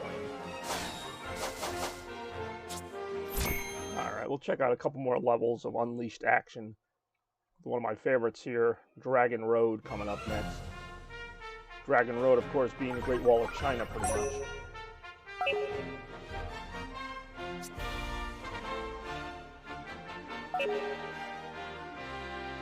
I do enjoy heading for the proverbial and actual goal.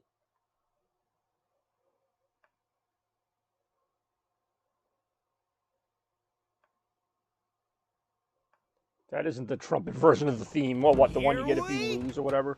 Go! I do enjoy this stage. I don't enjoy getting hit by those.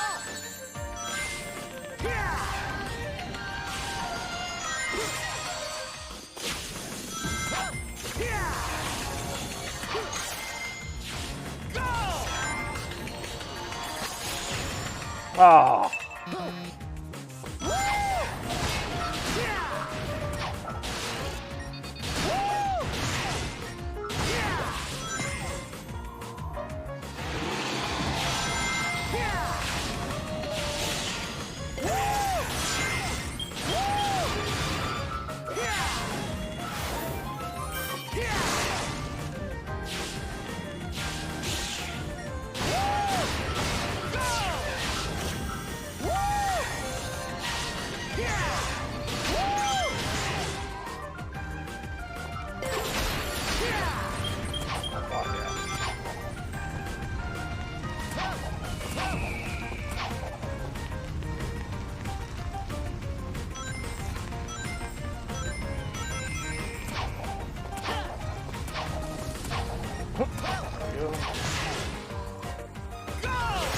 Here we go.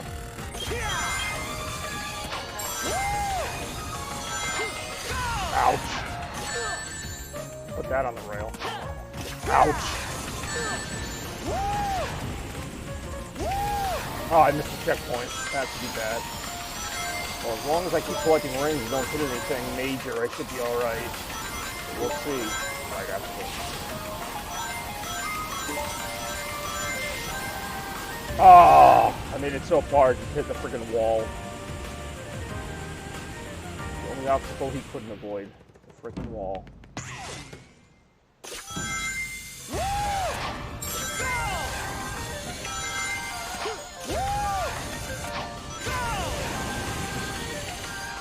Now I hit it. Oh, I know I hit it. Mostly these levels are like the real-world equivalent of like 10 miles long to accommodate Sonic's speed, because he goes like 300-something miles an hour in this game or something like that. Like crazy like that. That's what I mean when I say Frontiers looks like it follows his gameplay pattern, but he doesn't even go that fast in Frontiers. Not that I think he has to, but like the exploration parts they've shown where he is boosting, you can see like he has like a little bit of a spring in his proverbial step.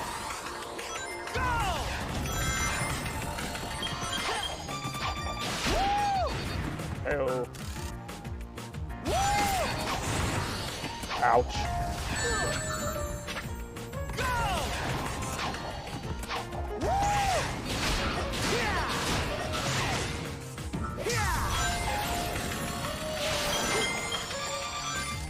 I mean, it really may as well be.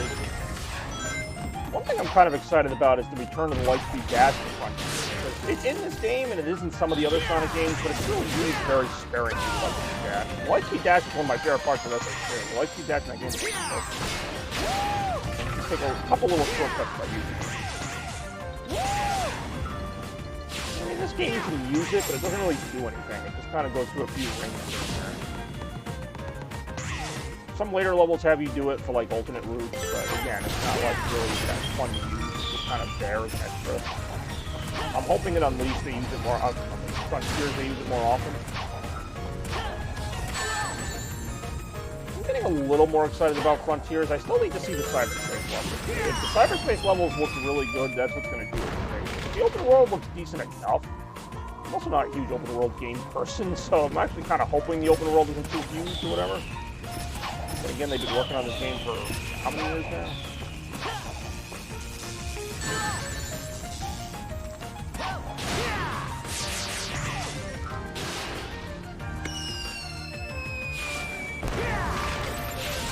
I mean, I feel like Frontiers has got to be pretty damn good. I feel like they almost like just overlooked Forces when they were working on Frontiers. That's how I feel. I feel like Forces is just kind of there to fill a gap. Like, Forces did not feel like a complete game to me. It felt like they just kind of stopped midway into it.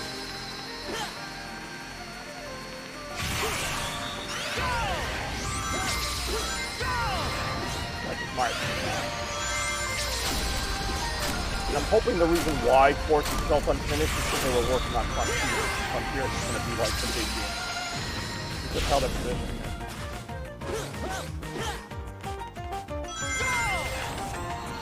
Hey-oh.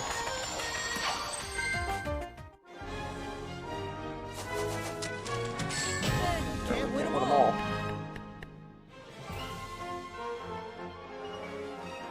Not win them all.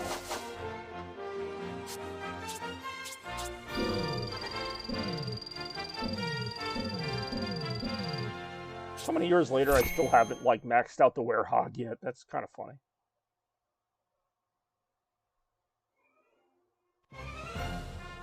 Alright, we'll do one more level here. It's a bit of a long one, but it's going to be Atabat, which I do enjoy a little Atabat.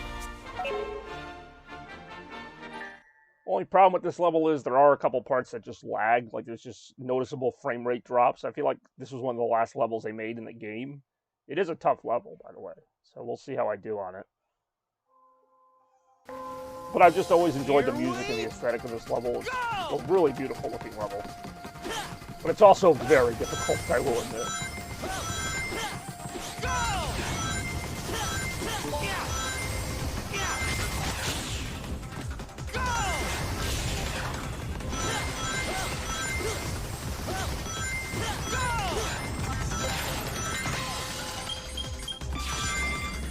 I really am feeling very good.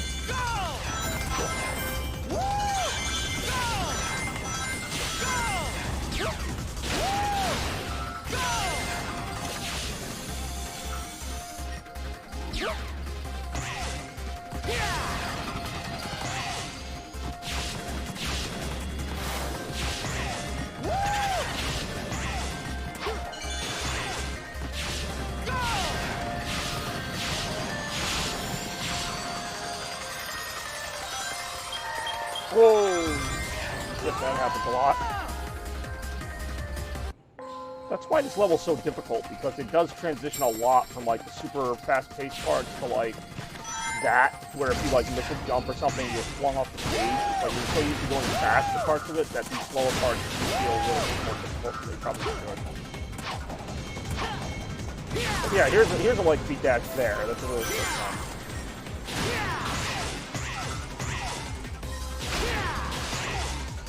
They were not afraid to pull the punches in this game, I will say. Like, they really do, like, throw a lot at you. And if you miss it, you die. Like, there's no going back. And this is where the game starts to get a little choppy, frame rate-wise. For whatever reason, I don't know why, I think it's because of the color. And it lasts, like, this entire section. And it was never patched out. Maybe they just couldn't fix it, I don't know.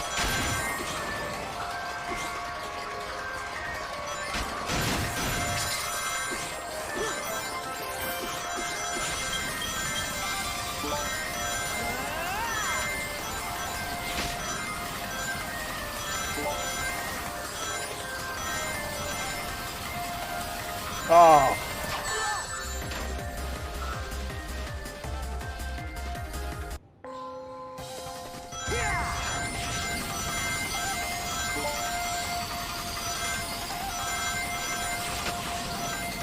Pretty much. That, and I think just the number of enemies all going at the same time did it. Now, there's no such issues in Sonic Generations, which is also a pretty fast game.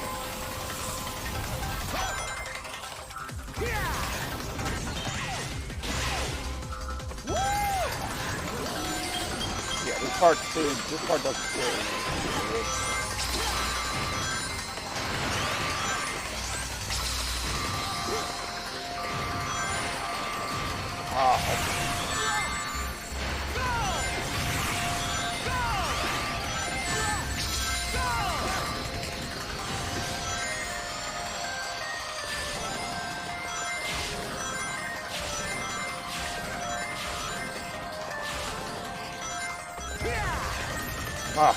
If you miss that rail, I mean, you're not screwed, but missing that rail makes that part a lot easier.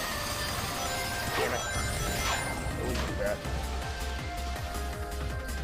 Funny how so many years later your reflexes like remember certain parts of the game. Like I just remember this part being kind of annoying with how fast it curves and stuff.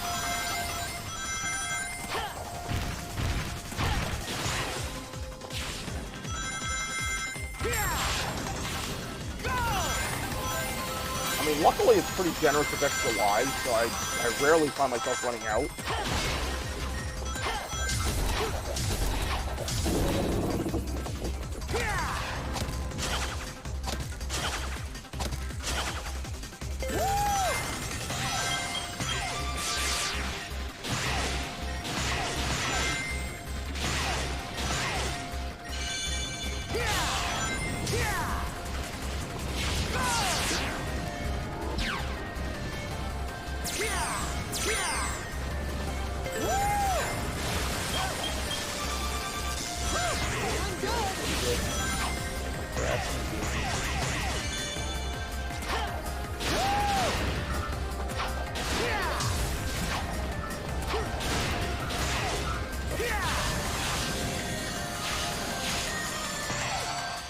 Ooh, that was close.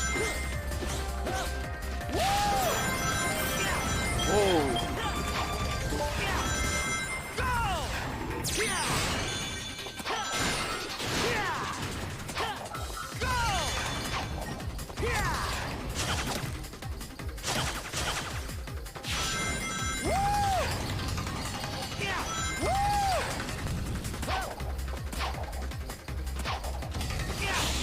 I will say I'm so glad they put the homing attack back to the A button on the Sonic Generation. This game, it does take a lot of getting used to being on the X button. It creates its own problems and try to boost into there. Yeah, that does happen quite a bit, actually.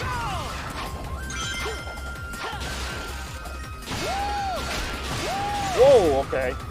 They died there. They all died.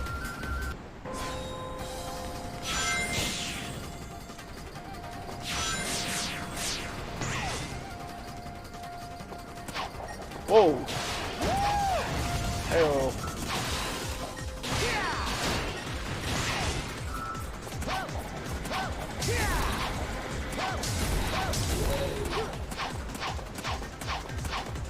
Yeah, what's your favorite Sonic game, Spidey, or do you have one? I don't know how many you play.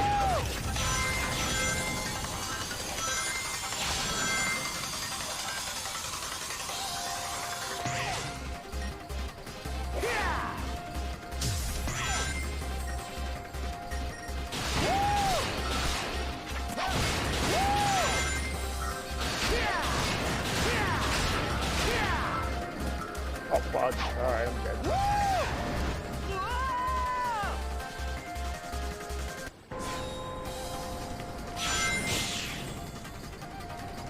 Okay, go all the way back to you. Go all the way back to you.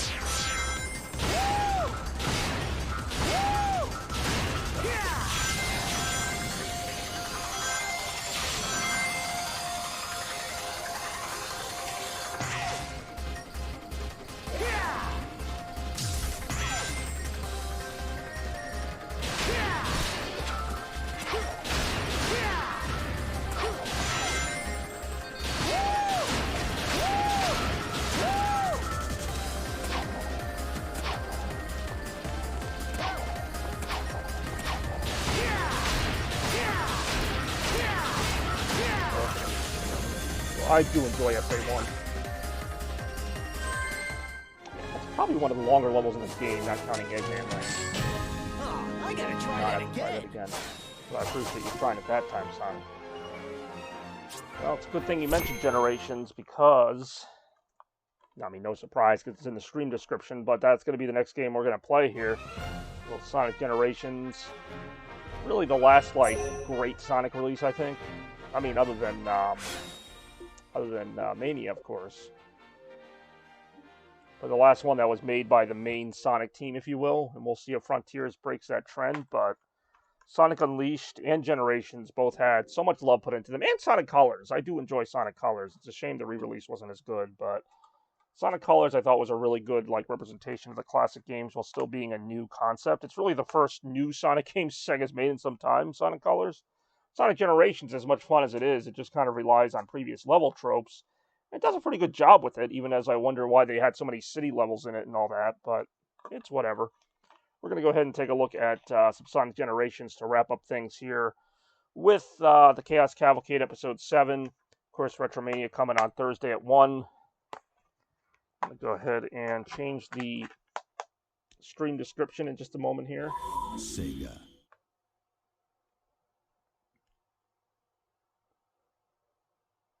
Yeah, these are always games that are just fun to revisit. They're not like, not games that are going to take you hours to play or anything like that.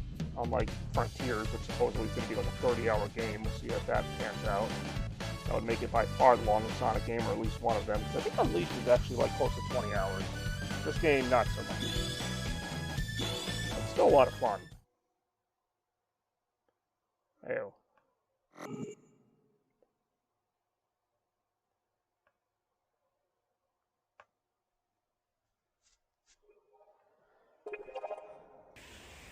We're actually just going to go ahead and check out the modern levels here. I mean, I do like the classic Sonic levels, classic once you play through Sonic, but I don't know, I'm just in the mood to boost really fast right now, so let's go ahead and check that out. Starting with, of course, the reimagined Green Hill level, which we may or may not see for a 5th time in Sonic Frontiers, as they've shown off some Green Hill cyberspace type of levels. Ought to have Green Hill and everything. Ayo.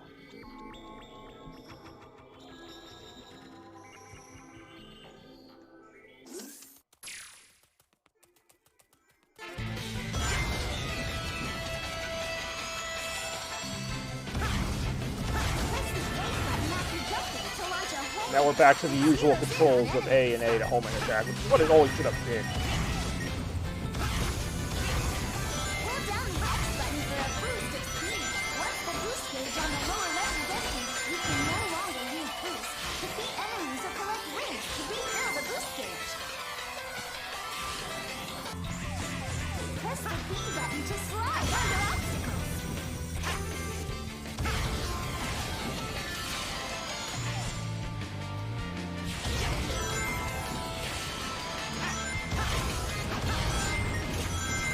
I do enjoy this game, especially these parts here where you do the tricks and it looks like you're doing a Sonic Adventure pose on the dismount. Use the left stick between the left and right I think I preferred Unleashed bumper buttons to this way as before.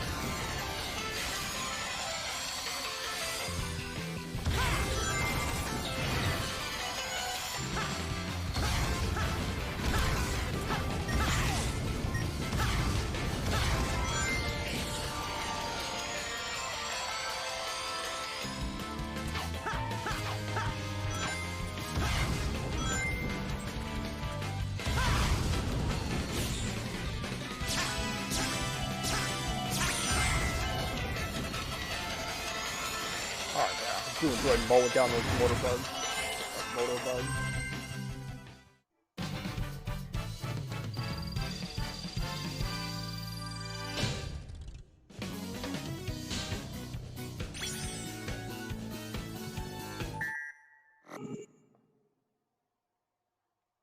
know, it's just a little warm up to get us ready for this next level, which of course is Chemical Plant. We've also seen a fair amount of re-releases now. It's been in Mania, it's in Forces, it's in this game, it's probably going to be in Frontiers. I mean, I do enjoy Chemical Plant. It's the second level of Sonic 2, and it was really, like, one of the best levels in Sonic history, but do I need to see it in every single game? I don't know. I don't think so, but it is really good in this.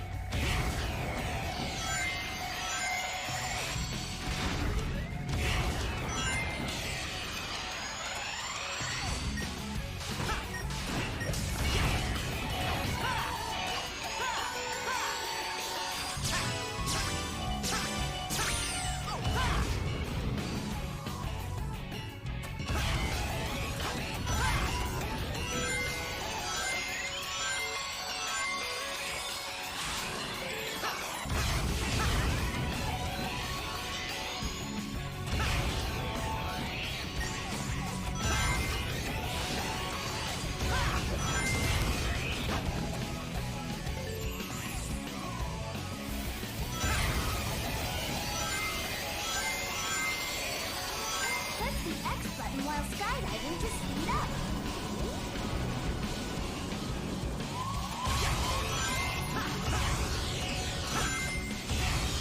Damn it. I'm keeping thinking of playing Unleashed, and I keep hitting the wrong button for the homing attack. Oh, that's gonna ruin my time.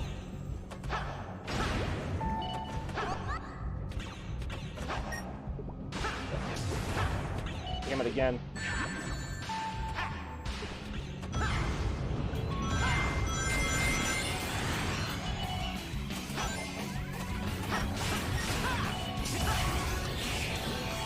Oh yeah, that one little tweak of the controls can really affect so much.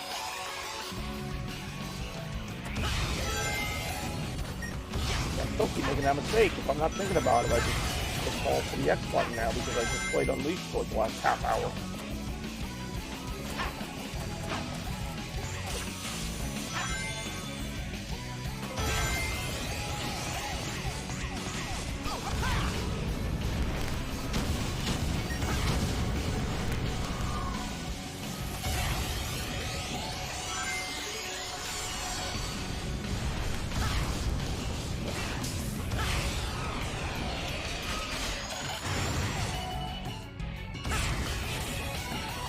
I mean, it's a decent time, but that's not even close to my best time on that level. My best time, I think, is like 154 or something. Like, ridiculous how many seconds I've been able to cut off my time in the past on Chemical Plant for generations.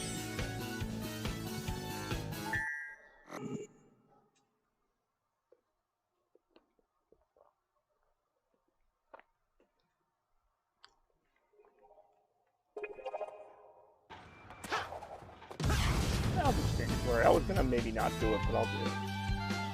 There.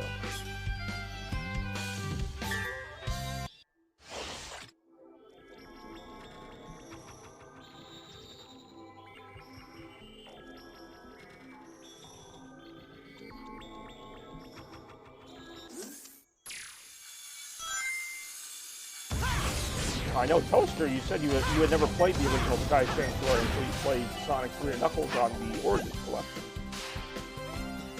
I kind of think the original Sanctuary was better than the remix. I like this remix, but I also didn't think Sky Sanctuary was like the best level in Sonic 3 and Knuckles, not even by a long shot, but I always liked the music there. You can also perform freestyle tricks with rainbow rings.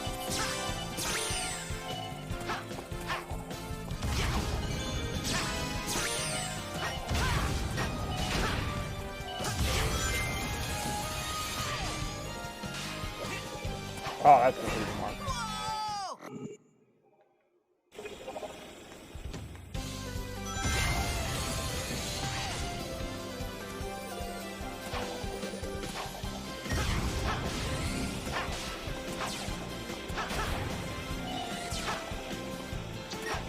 Really?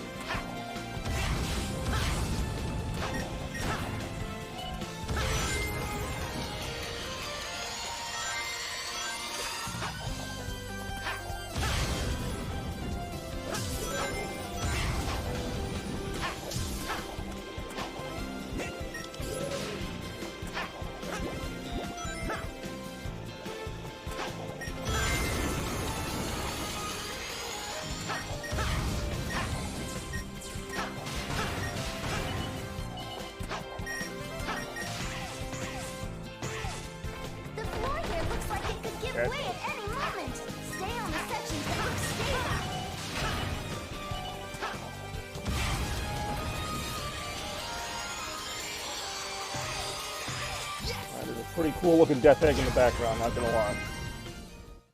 When the Death Egg was just kind of bastardized in Sonic Forces, it was kind of a mediocre factory type of level.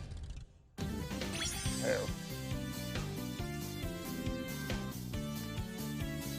Oh, if only I had gotten that perfect clear. If only.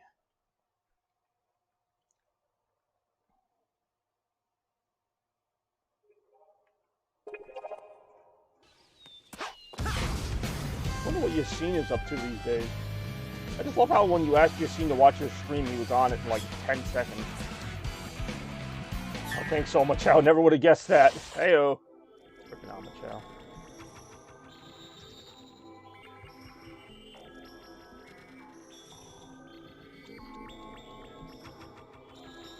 I don't even know what Oma Chow means. Like Oma, like O-M-O. Like I don't know if that's like a Japanese word that means like kin. I don't know. I don't know why his name is Oma Chow. It's a long thing. Ah, I'm dead.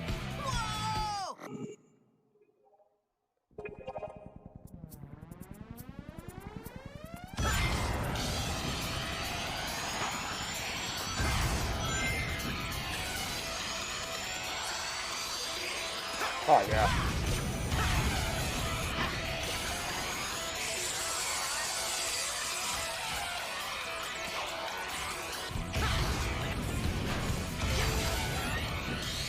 I mean, maybe. Now, see, that was a good reference. Usually you guys just make some random BS reference that, like, has nothing to do with the thing, but saying it's a Wachowski family secret, that's pretty good. That is actually pretty good. It shows knowledge of other media other than the Sonic games, so good on you. I like that one. That was not like some, like, weird, like, look, it's Paimon with cheese or something like that. That would be just bizarre, but no, that was legit. Well played. I'm proud of you, man. Come a long way from the person who just made random bizarre references to things that don't have anything to do with what's going on. YOLO, Paimon times Sonic. I don't know what that would equal, but that would be a weird total indeed. That would be like Sonic pi squared or something. I don't know. Sorry, you made me do an LMFAO. I enjoy LMFAO. They got a couple of decent songs.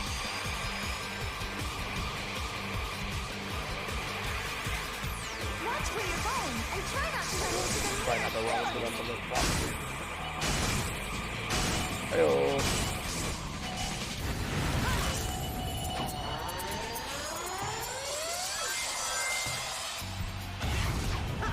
Alright, I mean, get stuck on that.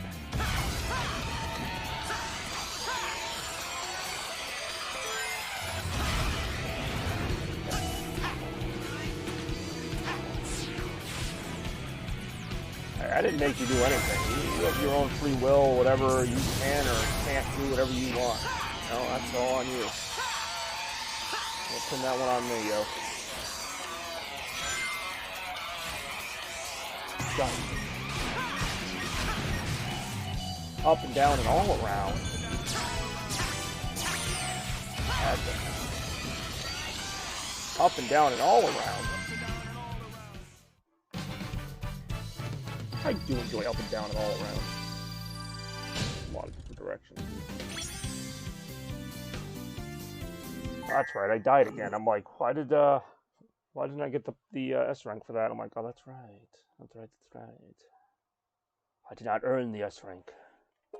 Nor did the S rank earn me. Got the iconic City Escape making a return here. Follow my rainbow. It's funny because 2.5 minutes is about my time in the SA2 level. They actually did a good job of making these levels all about the same length as they were in the original game, but still changing it up enough. Alright, time to escape from the city. Streetboarding section here is so good, I have to admit. I mean, we all knew this was coming back, but the way they did it here was pretty much perfect.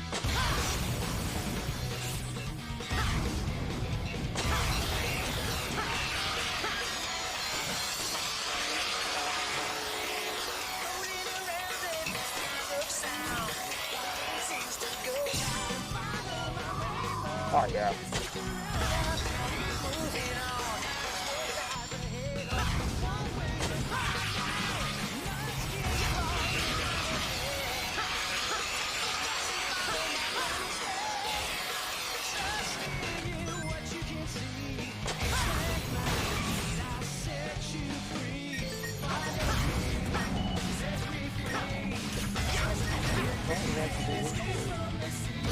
I do enjoy this level.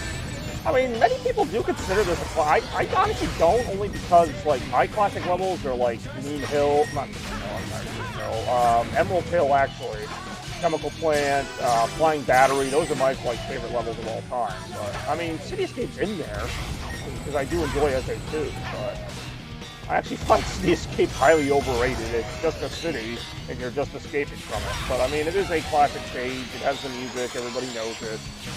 You know, one of the few vocal themes in a Sonic level I like. I usually don't like vocal themes in a level because I want to just hear music in the background, but I love this one, obviously, because it's Escape from the City. It tells you what you're doing. It's a catchy tune.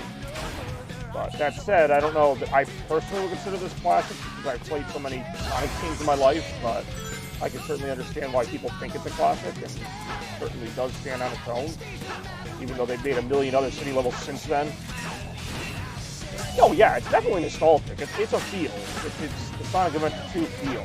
It's unfortunate that there weren't more games like Sonic Adventure 2, because I still assert that if Sega had stayed in the console business, we'd have a lot more Sonic 3D games that were of that quality. Maybe not called Sonic Adventure, but I don't think Sonic 06 would have happened. At least not as badly as it did. I don't think, you know, who knows now? We'll never know, but I feel like there'd be other iconic Sonic stages that we'd be looking at now, but unfortunately, because of how things ended for Sega, we still just look at these same 5 or 10 stages from the 2000s games, and that's it. Like, the last decade of Sonic, what was there? Like, Sonic Mania had Studiopolis. That's probably the last, like, really iconic stage. What else? Like, this game is all reused stages. Sonic Colors had some good stages that I'll remember fondly, but that was 2010. Like, that's 11 years ago. Sonic Forces had nothing I want to remember. Nothing. And Sonic Frontiers, we'll see. But it's just kind of like, they really have just lived on their legacy the last 10, 15 years now. Like, Unleashed had some good stages, but again, that's 2008. Like, this game is nostalgic because it was a 20-year-old game that still had new ideas. Their current games just haven't had it. And, I mean, I really hope we go through the 2020s with more than one Sonic game. Because, I mean, really, the 2010s only had like 1 or 2 original Sonic games in the entire decade. The rest were either remakes or remasters or whatever. Shadow Heroes. Yeah, they did. And Sonic Heroes is actually a pretty decent game. I think it follows more of the classic route with some Sonic Adventure elements. Shadow is kind of supposed to be a follow-up to SA2. It even has levels that reference SA2. It just doesn't play very well. So yeah, I'll give them credit for that. They almost tried too hard after Sonic Adventure 2, which was probably the last 4 years after that. Even Sonic 06 was supposed to feel like a Sonic Adventure game. They almost tried too hard to do that instead of just making another game, which I guess that's just Sega now. They're just like, hey, people like when we made this thing, let's just make it again.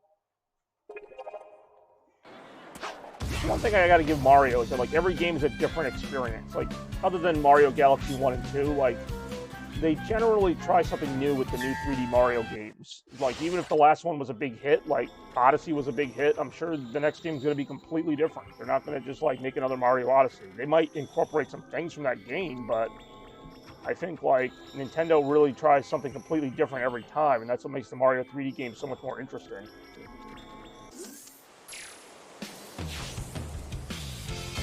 Yeah, pretty much. I mean, especially Forces. I mean, Forces had, like, nothing original in it, and it somehow was worse. Like, it didn't even have the same sense of speed this game has that other games had. Like, they just kind of thought they could throw together a few space levels and grass levels and just call it a game. And I just made the same mistake that I've made 18 times in this Sonic Generations playthrough, which is hitting the wrong button for the homing attack.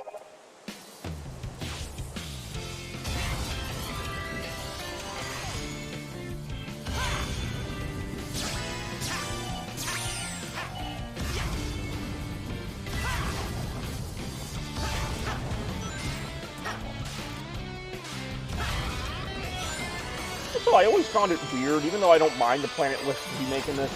Why did they need a Planet List remake in a game that came out, like, basically the same time as Sonic Colors? Like, it came out less than a year later, and they're remixing the stage from, at the time, a 1-year-old game. Like, why?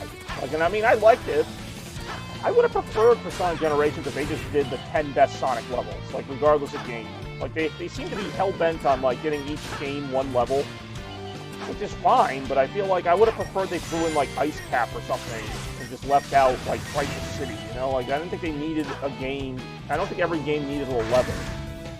I mean, they have Seaside Hill, which is a great Sonic Heroes level, but like they already have Green Hill, so they should have done a different Sonic Heroes level if they were going to do a Sonic Heroes level, or they should have done like Casino Night from Sonic 2. Like, I don't know, it just seemed like they just picked 9 random levels. Some of them were really good, but they should have just picked the best level. I don't know. I should have just stopped dying.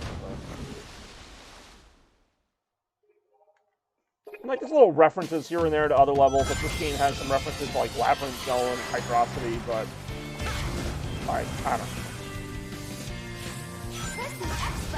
know. Me dying, it seems to be a reference to everything.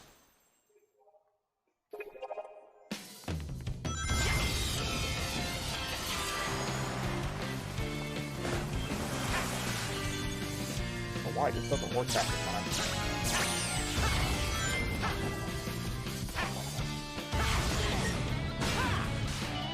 Honestly, like, even this level, which is pretty great, like, we already had a 3D Seaside Hill in Sonic Heroes, and that was a pretty long level. Like, I would have liked to see, like, a classic stage, like Hydrocity or something, remixed completely in 3D. Like, that would have been more interesting at the time than seeing levels that were already 3D in 3D, like. And I get, you know, the classic one was like a 2D version of it, like, what would it look like if it was in the Genesis days, but, like, I don't know. It was good. Yeah, I know they wanted 1 level per game. It doesn't always work like that. Like, and even if they wanted to do Sonic Colors, I don't even think freaking Planet Wisp is the best level in Sonic Colors. I would have done like Sweet Mountain or Starlight Carnival. Like, I wouldn't have done Planet Wisp. And I wouldn't have made it the last level in the game because they were just going in order. I would have made it like maybe level 5 or something. Like, I don't know. I just felt like that was just kind of very automated, like, okay, just put the games in order and just go 1 level in a game or whatever. They could have mixed it up. Had, like, Chemical Plant be a later level. Like, Chemical Plant feels more like a final level if they made it harder. Planet Wisp does not feel like a final level. It's not even a final level in the game it's from.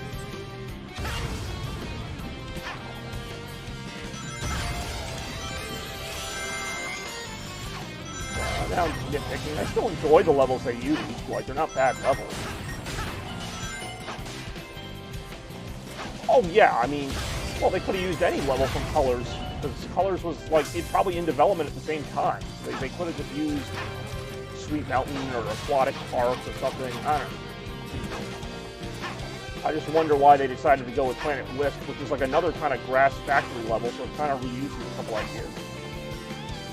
I keep forgetting Colors is spelled with a U for the actual, like, British release, the UK release, rather.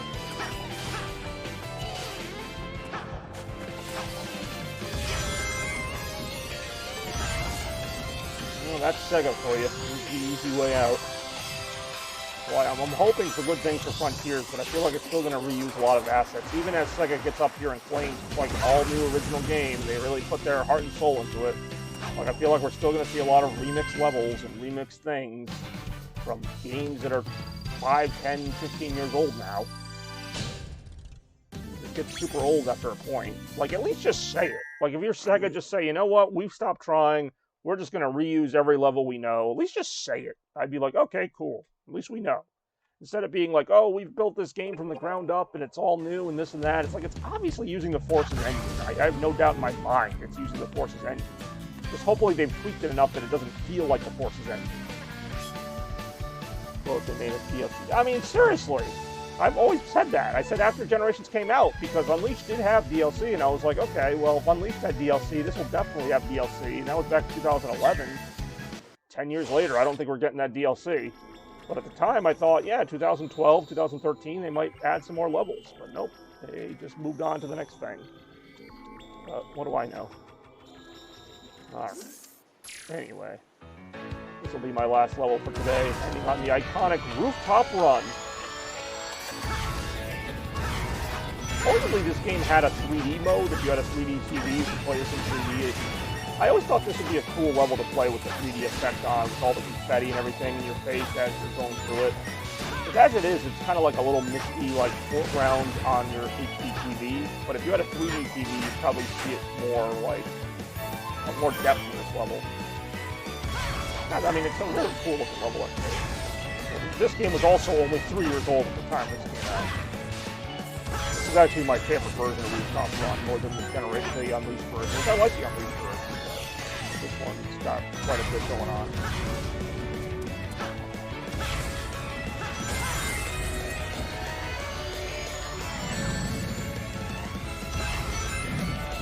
Ouch, I saw that coming. I don't know why I just ran into that again. Oh, I'm dead. I really got barreled over there. There you go.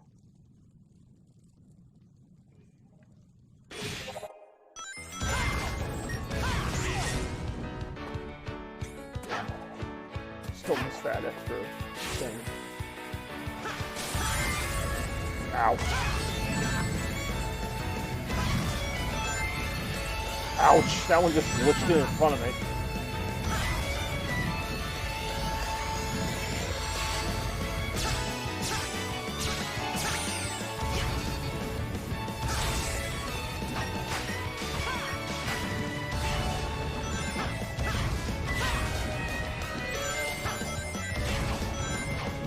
I used to play this game so much, my time was so much better. I got so used to this level design, time after time after time of playing it. I could generally blaze through these levels with very little trouble. Now I'm like getting my butt kicked on the simple parts.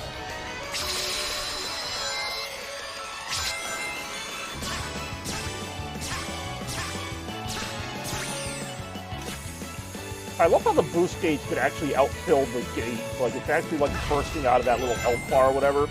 That was a nice touch. That you could actually fill your boost gauge past the max.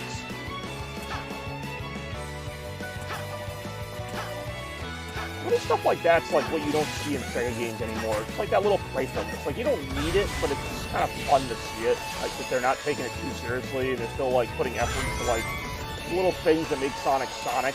Whereas Forces was just kind of like, hey, let's just put this game out because we have to put a game out. Like that's just what it felt like. It was like, oh, they're gonna expect another Sonic game. We better make one.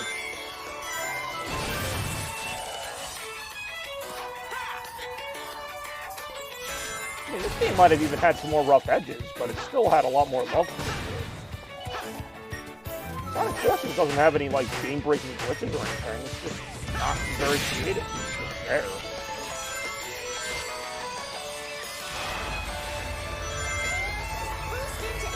I mean, the game is so automated, it almost can't have glitches. Like, it's like everything's kind of scripted to go a certain way. So you'd have to, like, try to break the game. But it's also not a game that's really worth playing a lot of the time. I've tried. I've had some decent fun with it at times, but I'm also just a diehard Sonic fan, so even the worst games I can enjoy to some degree. I really think that. But thankfully, we are not looking at one of the worst games here today. That's probably my top 10, maybe. Nah, probably not top 5 anymore, just because of Mania, but definitely top 10. There's been a lot of Sonic games now I think about it. And we played quite a few today.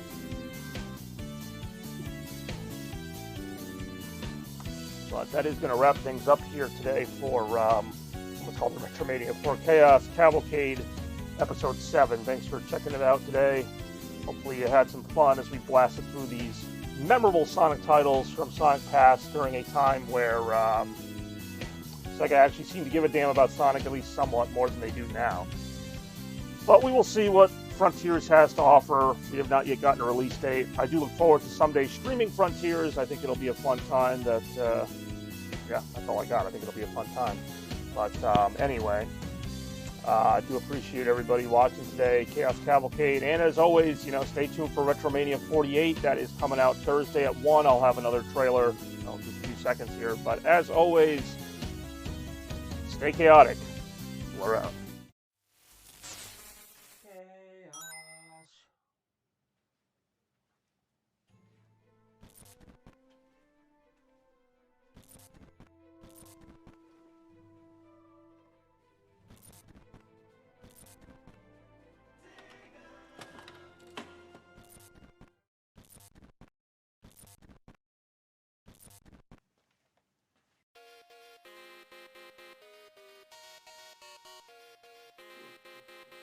This is Bobby Gaines here, otherwise known as Chaos Blur, and if you love retro gaming as much as I do, then you'll love my new 2022 series, Retromania.